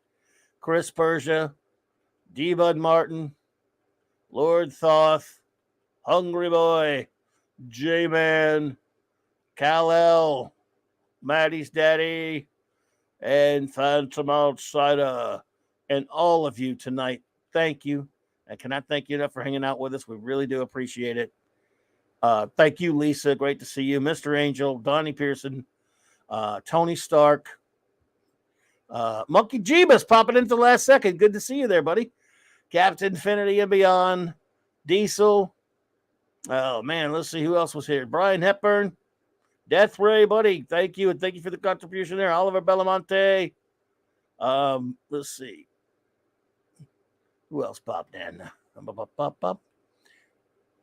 So many of you were here tonight. We really appreciate you all. Let's see.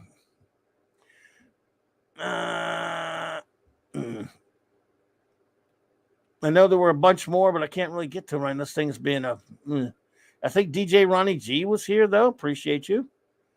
It's good to see you, my friend. Michelle O'Rourke Johansson, I think, was here. Yep. Yeah. Let's see. And then big crowd tonight. Yeah, nice crowd tonight. JD Lewis, Grim Dark.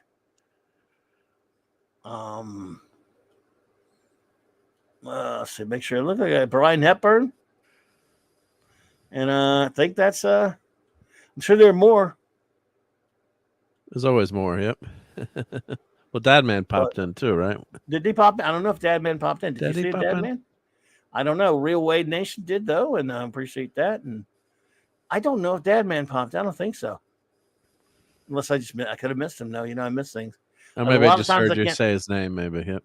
Well, a lot of times I do miss a lot of what's going on in the chat sometimes because I'm doing other stuff, looking at other stuff. Yeah. My eyes are diverted a lot. So anyway, but I think, I'm sure there was some other people here and there, but it's tough to remember everybody, which are Lemon Pie, I think, popped in, for example. Yeah. Lemon Pie popped in, and let's see. I'm trying to track back and see everybody. But Guagnar was here. Your Muslim uncle was here. Yeah. Hey. So Larry was here. Cool. So yeah, good crowd. And let's see. I think we might now. I guess since we're that close, we might as well just play the game again. Are you gonna say yay? Oh, Tim Hayes was here, and Retro Blasting, my friend, was here. Yeah, Michael If was I there. think back, it takes me a while to jog my memory. But shout out to the great Retro Blasting, my friends. Now it's time. Now that I've done it, Picasso was here. Now, because I'm going back way far. Let's see. Vic Fontaine here? I think he was. Oh, yeah. Again, Yeah, he was. Yeah. well, and that's not because someone said he got one of the memberships. But Tim Hayes, thank you for being here as well. And thank you, Eric, by the way, for giving out the memberships, bro. Yeah. Appreciate you. Dave popped in. Now we'll do it. Yay or nay? Nay. Well, you said Mr. Angel, right? Oh, yeah. Yeah. There's got to be some Grimdark. Did you say Stuart Grimdark? Mitchell. There you go. Yeah, I did get Grimdark. Stuart Mitchell, buddy. So I already missed. Yep, got those, but I did miss Stuart Mitchell. So you're right. You went. You still won. How about Mr. Wade?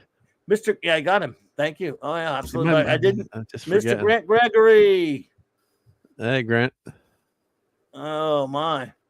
Oh, Tiger Stripes was here, my dear. Tiger Stripes. Yes. Almost Tony to the Stark, back. you said, yeah. Oh yeah, I think I got everybody now. I think I'm gonna go.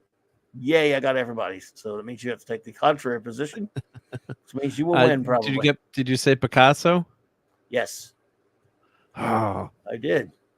I think we're good. I think I got us in the clear. All right.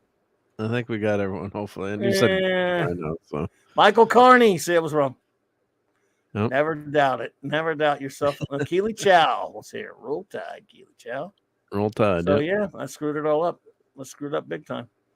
But now well, we you don't make a list like Saturday night. Yeah. Hey, Boosh McFadden and Claude Sowling were also here. Was Minimus here? Them apples, Charlie? No, I didn't see him. No Minimus, right? I did not see him. So, all right, everybody. Thank you so much for being here tonight with us. Appreciate you all. Have a wonderful remainder of your week. I hope to see you all here. I hope you see it. And if you're any of you who are into the NFL, please come to Dadman's channel tomorrow night at 6 Central, 7 Eastern. And anybody who is please all join us for the clubhouse tomorrow night. Clubhouse, yeah. Good night, everybody. Good night. Where were I? Oh.